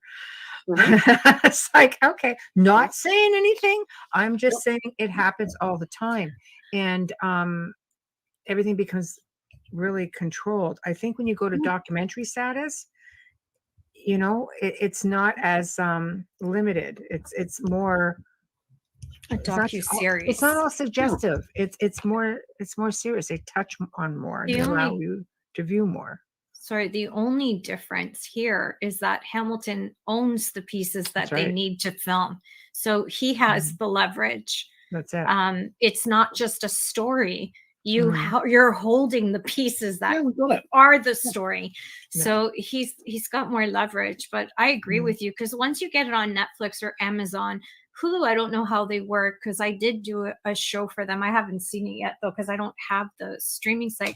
But with Netflix and Amazon, you have the opportunity to be on both, because they often will share. They do. Same with their creations. I've done all kinds of stuff for them, and they share. Some producers I've never watched their stream. They'll stream on all. They're of them. huge in the States. They're not so big here, but they're huge in the States. Yeah. So we will see. That's the sort of now we've exposed it. This is what we've got. This is what the story is. Okay, totally out of my hands now. Somebody's got to come along and pick it up. Simple as that. And then we'll talk to you. Fingers crossed. I hope so for you. I think you're the perfect person for this, and I wish you all the best with this journey. I hope that this helps and bring a connection for you and for these pieces and the stories to be told. My beer is empty. I'm just throwing the can away. Could either of you maybe suggest a really nice drink that I might enjoy that would quench my thirst? I don't know. Any ideas? If only. Wait for the cup. Sponsoring Hamilton. Even send you some coffee. We'll get Folgers. We'll get Joe to talk to Folgers. Yeah, wait for it. So, but no, I mean, the other thing you're saying, as soon as you get onto something, if it's seen as working, everybody else is jumping on the bandwagon, trying to sort of take your IP. We're having it. We're finding it ourselves with the Templar stuff. Yeah, this is what makes you unique, also. Yeah, it's easy to copy somebody, but the number of people who can come up with something original, very, very slim. Yeah, but it's like food. You have the brand names, and then you have the no-name brand, and the no-name brand never comes close to the brand. So it's the same thing. But Apple encrypts, and I'll put that out there in case you want to sponsor us, because Michelle and I do use your products. But Apple does do encryption, so that's something to consider, because I've done it. So I think it's easy for somebody to sit back and let someone else do all the research and then try to reap the rewards of that. But at the end of the day, you actually can put your money where your mouth is. You have the items. We've done it. And I don't know, maybe a good place to start is having a certain master stonesmith or stonemason look at it and go, oh, I see, this looks like it would have been made with this or with this or with this, and something comparable in our day and age would be this or this, and because Sean would be the choice. I mean, he would be the first person I would wheel in if we can kind of get something going. As part of it. I mean, I don't know anybody better on stone than Sean is. No, he's brilliant, and he's humble. He'll look at it just for the sake of being able to touch it. And he just say, wow, he understands the academic side, that he gets poo-pooed because he's simply spent his whole life dealing with stone, and he hasn't actually got a piece of paper that says you're good at stone. I mean, he gets the same problems we do. Oh, it's appalling. It's terrible. Right. He's so gifted. And then just look at it. You don't need a piece of paper. You just don't. He's just, some of the best people out there, the ones you don't hear about. Correct. It doesn't need to be on a piece of paper. It doesn't. There's so many artists from the Renaissance that were never I call them celebrified, and they're phenomenal, and they're so present in that time and so important, but yet we focus on the ones that are multiple rather than the little ones here and there, Yeah, because they're brand names. I think what you need to consider doing, because you have such a wide collection of unusual pieces, just your Venuses for another example, is maybe you need to do a series that just touches on, really touches on all of this unusual stuff. Everybody's looking for the glorified items, of the time. And again, you can use, people are into Templars. So what do? They come in, you present something that's like hard act to follow. But there are those of us out there who just are interested in history on average. And art. I love anything on ancient civilizations. I know that they're out there, and learning more and more, proving that they were out there. I like the ET connection, of course, because I do believe they've been around a lot longer than us. But I also believe that there were civilizations here, and the planet purges herself. The great floods, they've already shown there was a great flood. Bam, there we go. In comes another civilization, or some that survived went on to just to keep going. It's fascinating. And if you can find tidbits of that, and now with climate change, things are surfacing that just are, Definitely. But there certainly is within the world of TV, when something is seen to be working, it's copy it. Of course. Yeah, 100%. Mimics. Yeah, always. You see that a lot in the paranormal. Yeah. Everywhere. Yeah. Any field. Yeah. Any field. Like I say, it's too easy to sit back and let somebody do all the work, and then turn around and try to cash in on their research, or stuff gets especially with internet, bits and pieces get hack jobs. Something that we're just about to fall victim to, and I've known about this for months and months and months, is that, we've done the Templar story in Portugal. We're the first people to do it. We got the artifacts, rock and roll, it's worked. You will never guess who was filming in Portugal a couple of weeks ago. Go on. Oh, I have to know. Well, William Shatner's show, The Unexplained, just did it. The Oak Island crew, the next series that's coming out. Oh, what a total surprise. They have suddenly found a link between Templars and Oak Island and Portugal. Well, what a surprise. Could have told them that before they even started filming, man. I heard about this months and months ago, and I didn't know whether to hit the roof or fall about laughing, because, I know enough people and know I hear what's going on in Portugal, and I'd heard the researchers were sniffing around, and oh, what a surprise. Oh, yes, they've suddenly found a magical link that's going to tie up Tomar and Oak Island, and as if by magic, they were filming in exactly the same places we were there 2 years ago. And it's all supposed to be a big secret, but actually, guys, the way you find something out is spend 10 years in the place, then you get told what's going on.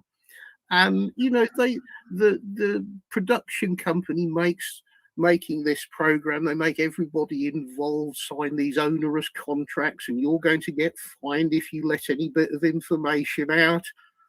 They completely forget that walking around a town, everybody in town knows who you are because you've seen you on television, you dummies. Oh, it's a total... After this show airs, there's going to be a whole hell of a lot more people who's going to know. Exactly. It's just staggering that all of a sudden, out of nowhere, as if by magic, there's this magical link for Oak Island and Templars and Tomar and the Shirola. If they want to do that, why wouldn't they, collaborate with you? It just makes so much more sense artistically. Even for ratings, it makes more sense to bring the Relic hunters together with Oak Island to complete that story. It doesn't make sense to take it one way. I think when you become a little bit greedy in that sense, it tends to backfire on you. Yeah, the ratings have to keep going. The story has to continue. They have What to do you keep do? making I it. don't watch the show, so Yeah. I'm being honest. I don't watch the No, I show. don't. I think I've seen one episode of it, and that was it. It just I have no patience whatsoever. I like immediate gratification. That's who Yep. I am. I can't handle watching a series for so many years. It's just Nothing me. happens. Yeah, No, nothing it's happens. just me. I like things to move fast, but I'm really disappointed that they didn't collaborate with you and Carl. I'm very Well- disappointed in that because it would have made for better television, to be honest. I mean, It really when would we have. when we were talking with History UK on Series 1, sitting in the boardroom table, you know, we threw in the suggestion, you know, Oak Island is your biggest program. Why can't you get them over to us and we'll show them some stuff? Why can't we take a couple of pieces to Oak Island? And it was like, you just hit the wall here. They know exactly who we are. They know what we've got. I mean, I know some of the conversations that have taken place. They know exactly what we've got.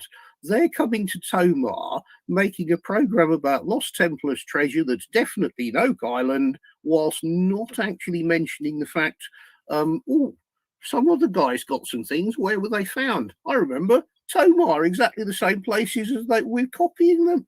You know, I mean, because they'll let you do the work. It's the same, you know, with just steal Freddie. your I mean, IP. Freddie just filmed for who was it? William Shatner's show. Because he's in New York right now. Well, for Yeah. Tamar, Yeah, for the Templars in Tamar. unbelievable. It's Yeah. it's surfacing, but Freddie at least spent 20 years doing the work, so good for him. It's like you guys, you spend 10 years doing the work. You know, like it's nice to get out there and have it recognized. But now all of this is coming to surface, and now you're seeing spin-offs. Yeah. You know, it's just like you're going to come out with this mysterious anomaly thing, and all of a sudden everybody and his brother is going to be coming up with an anomaly or an out of place artifact that people are going to have to look at. Because let's face it, this stuff gets fudged, right? People are going to try to fudge it. Yeah, of course it does. The world of antiquities is a shady one. There's a lot of stuff out there that's just totally. There's a lot of corruption. There's a lot of crime with it. There is. Yeah. Well, So it's not as bad as you think. It's grossly exaggerated. is it getting better then? Because, you know, I know in some, like the tourist places like Egypt and stuff like that, I think they're fabricated. And, Yeah. Well, yes, I mean, stuff has always been made for the tourists. Hang on, I've just got my cough sweets. Hang on, give me a sec. Are you in your tickle trunk? Are you going to bring us something else?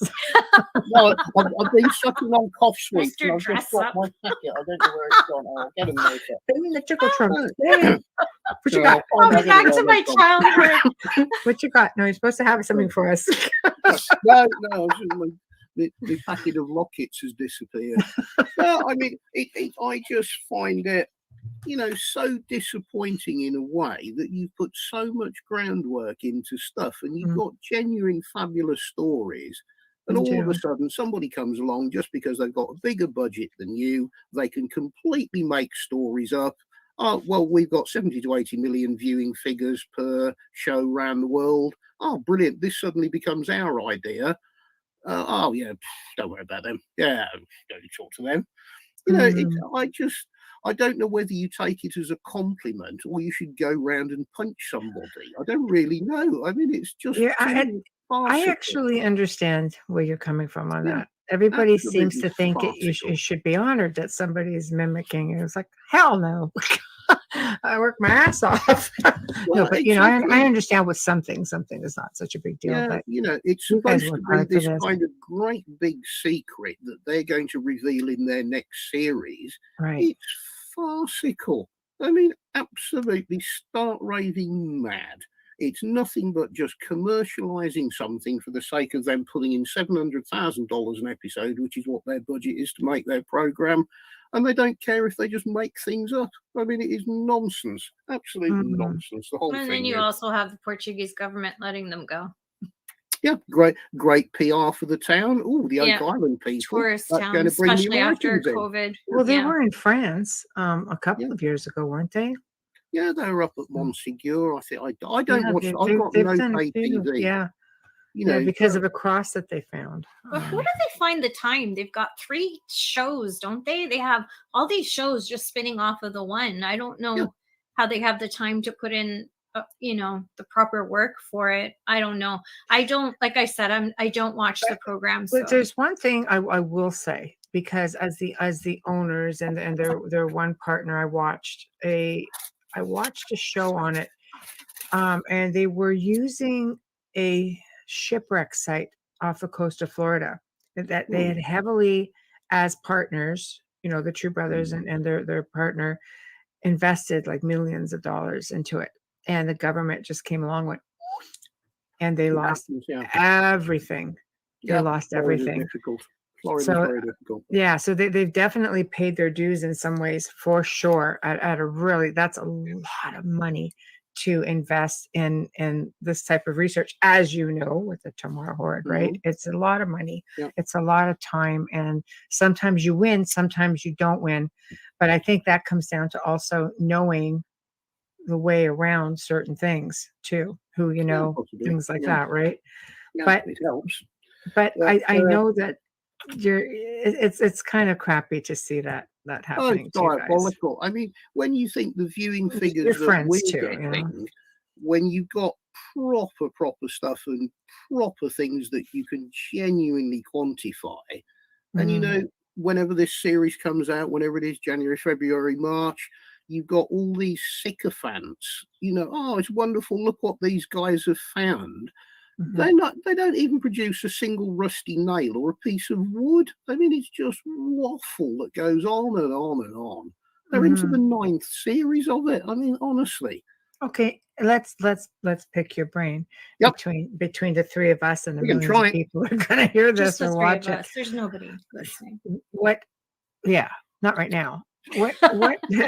What are your thoughts? Do you think there's something there? Do you think they're going to find it? And I know I'm probably putting you on the spot, but you're the one who just throws caution to the wind and really doesn't give a crap. So I'm going for it. What's the story of the whole Oak Island thing, do you mean? Yeah. Do you think they're going to find something substantial? Well, bear in mind, this story goes back to, I think it's the 1780s when it first started.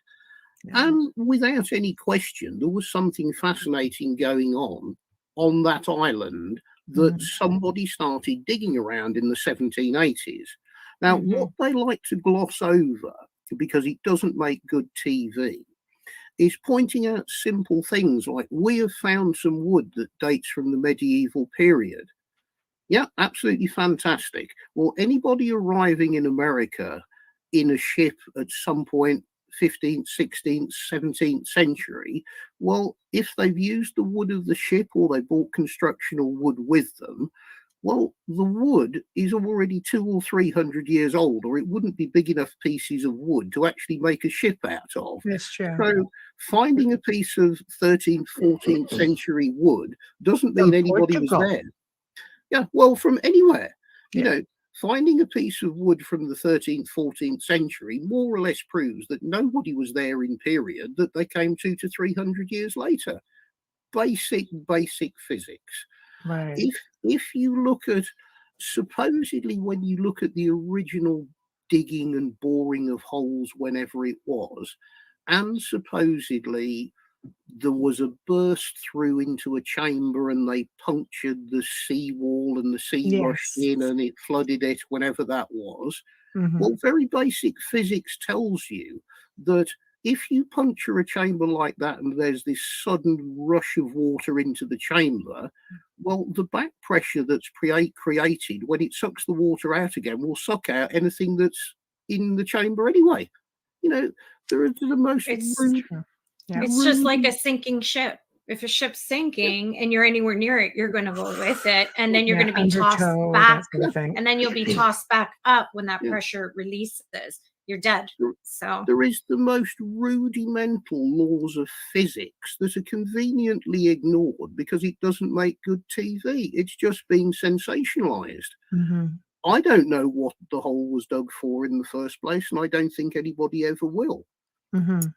I think it's one of those things that will just go on and on and on because it's a massive cash cow, and it just goes, the money that it generates is staggering. And it doesn't matter how tenuous your ideas are. I mean, Right. they've wheeled in so many people over the years with these crackpot theories, trying to link it with lines to Jerusalem, lines from somewhere else.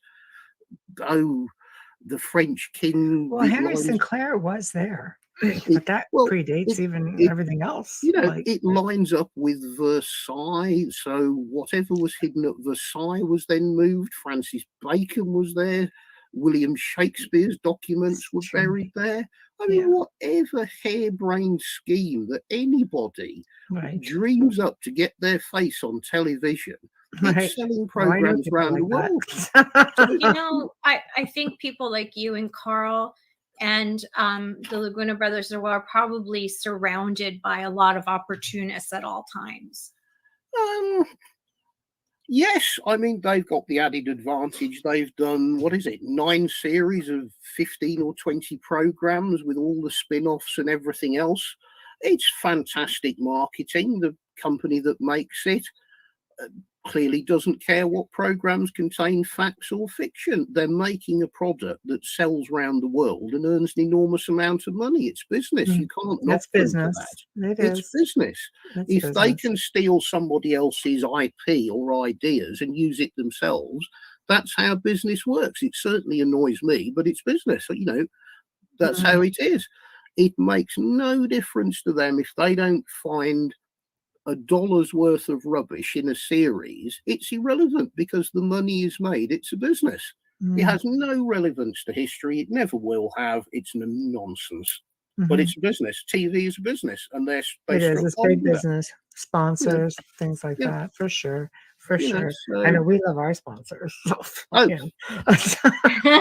everybody does. Everybody does. Dr. Snick. Yeah. Yeah. God. You know, no. But you know, I absolutely. don't know. It's just for when you sit, like, not only me. I mean, I've spoken to other people who have had their ideas stolen.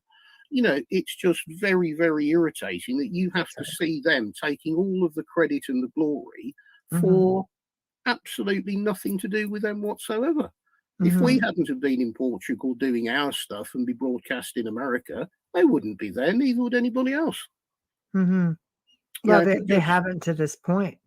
yeah, Honestly, you know, I've learned more just from reading Freddie's stuff and watching your stuff and knowing you guys personally and having, you know, doing the reading your talks, book, right? And yeah.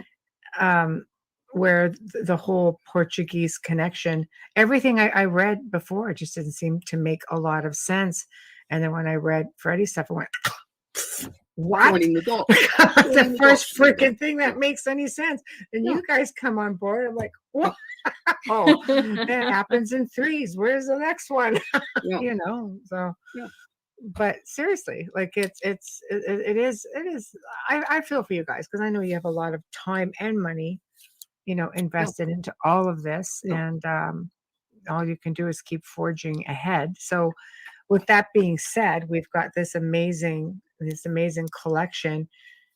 Is there anything else that you have coming up that you want to share with everybody?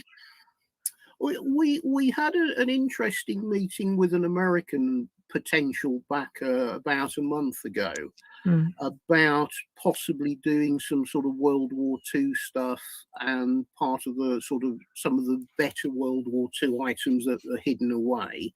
We're still talking. He seems keen enough, but like everything, to try and actually get a deal put together. Nothing happens in December. Everybody's too busy. Nothing's going to happen in January because everybody's recovering. They don't come back to the middle of January. You're not going to get any form of meaningful anything until the middle of January. That's true. So it just feels like you're a little bit stuck in limbo at the moment. Until you say you're no longer interested and they realize the one thing that they want, you have. Yeah. Well, like, forget about it. Yeah. Well, that's it. You know, although it's very frustrating that, you know, you want to crack on with things straight away. And in normal business, like me and Carl do, well, you're shown something, you either have it or you don't. And if you don't, you missed it. The whole TV world doesn't seem to work like that. They need to scratch their heads and have 20 management meetings over a 6-month period. Right. So, you know, we just sit and wait. But our logic is, I don't think there's anybody else out there with any better objects or better ideas. we're not going to be rushed into it. If it takes a little while to find the right people to come on board, no, we'll sit and wait. It doesn't really matter. So you want to do it right. Yeah, it's you got important. time on your Yeah. side. You do. Yeah. Especially the whole world's fucking turmoil again. Well, So, we're back on. Everybody's getting in a mass panic about another variant that nobody's actually ill from, but it suits everybody to go into a mass panic for some reason. If we got a commission today, are we back in the same problem where we can't travel and we're just running like loonies trying to keep ahead of restrictions again? Which France is already batting down the hatches. Yeah, exactly. You know, perhaps it would be too difficult to film in some countries again, and the aggravation of it. Maybe we're actually just better waiting. I don't know. I haven't got the answers. I wish I had. Really. I think everything happens for a reason. Yeah. Yes. But I mean, you have 2 shows out right now that are doing phenomenally well worldwide, right? Well, from what we gather, certainly in Europe, we're doing remarkably well. Right. And the little bit of feedback we've had from America, Discovery appear to be happy with the figures, whatever they are. We haven't actually been told them, but we're told they're acceptable. And they're standing up. I mean, I don't know what that means. Well, that means it's a good potential for season 3. Well, maybe. But that's we just don't actually know. So we're just beavering away on our own ideas.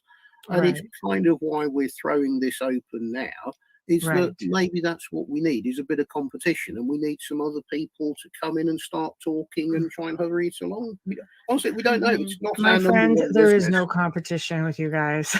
Well, just saying, with the things like what we've just talked about, there certainly isn't. I mean, nobody else is going to put this sort of stuff on the table. You can come on. You can dress. You can. What's the term? You can put. You can fancy up and dress a monkey, but it's still a monkey. You know what I mean? It's not, you can dress it up. It's still not what the original is. It is what it is.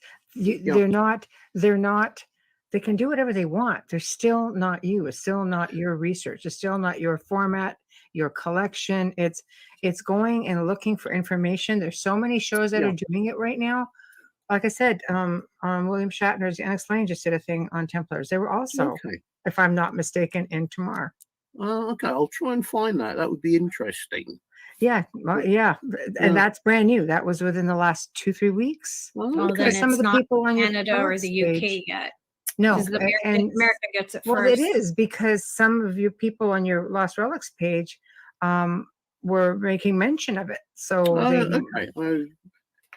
but the History Channel, I guess, is just a little bit different with times in the UK. Yeah, than the History Channel on this side of things. I haven't got any pay TV channels at all, so unless it comes up on YouTube, I don't get to see any of these things. It might because it's public. You might be able to just go to their website and scroll down and catch a glimpse of it. Yeah, mate. It was a good episode. Right. It was a really good episode. But again, there they are in our zone. Yeah, it just seems to me, it's very peculiar. All of these people are talking and waffling, but nobody puts anything on the table. Nobody finds anything. Nobody's got anything you can actually sit there and hold and talk about. Your shows, it's all just theory and concept or guesswork. It's true. Well, that's what I'm saying. You're providing a product. Yeah, at least like physical. You can touch it. It's here. It exists. So I mean, maybe that's why we've got more of a chance with the sort of ancient alien-y type people, because there is nothing whatsoever existing. It's all concept and theory, where for the first time somebody's come out of nowhere. This is the exact spot where it was found. Here it is. Deal with it. That's a great opportunity for somebody, who's creative.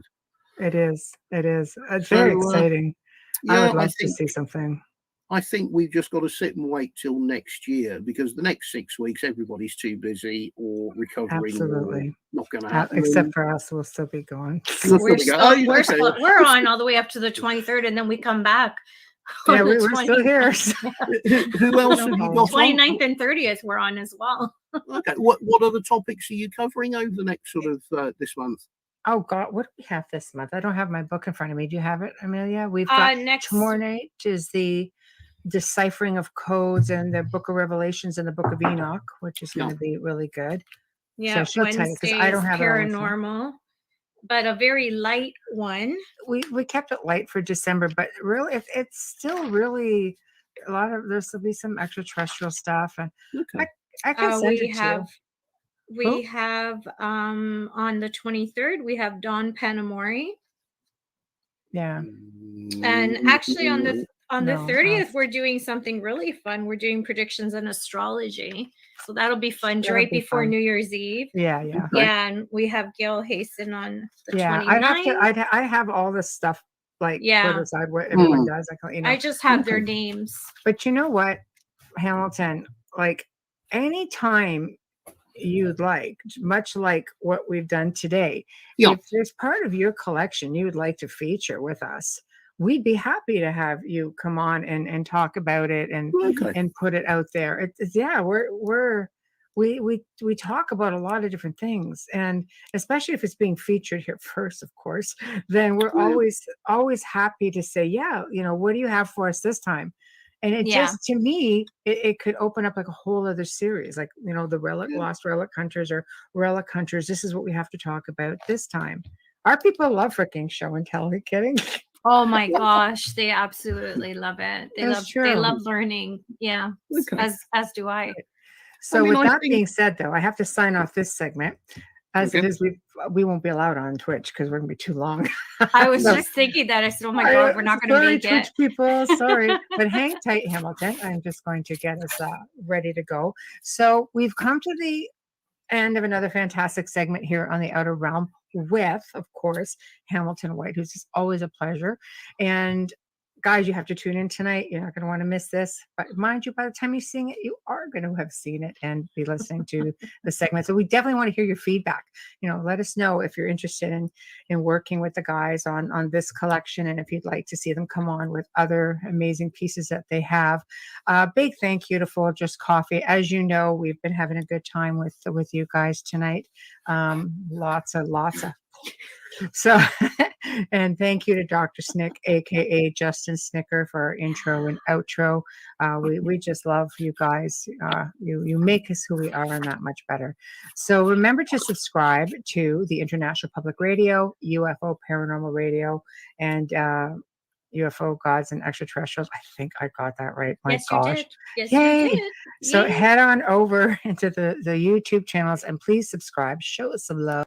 Find us on the Outer Realm Facebook group page. Like us up.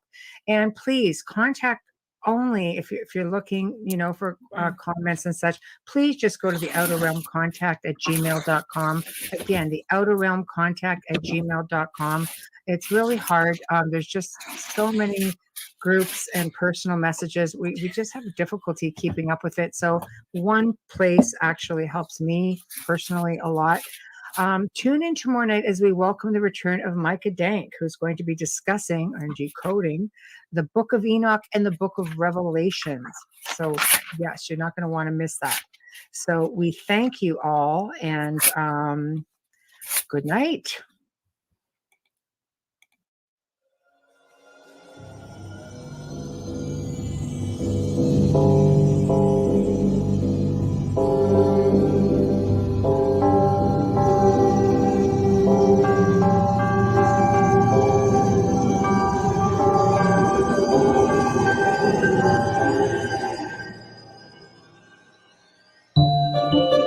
You have been listening to The Outer Realm with Michelle DeRoche and Amelia Pisano, airing live every Wednesday and Thursday evening, 9 to 11 p.m. Eastern, 8 to 10 p.m. Central, on the United Public Radio Network, 105.3 FM in New Orleans.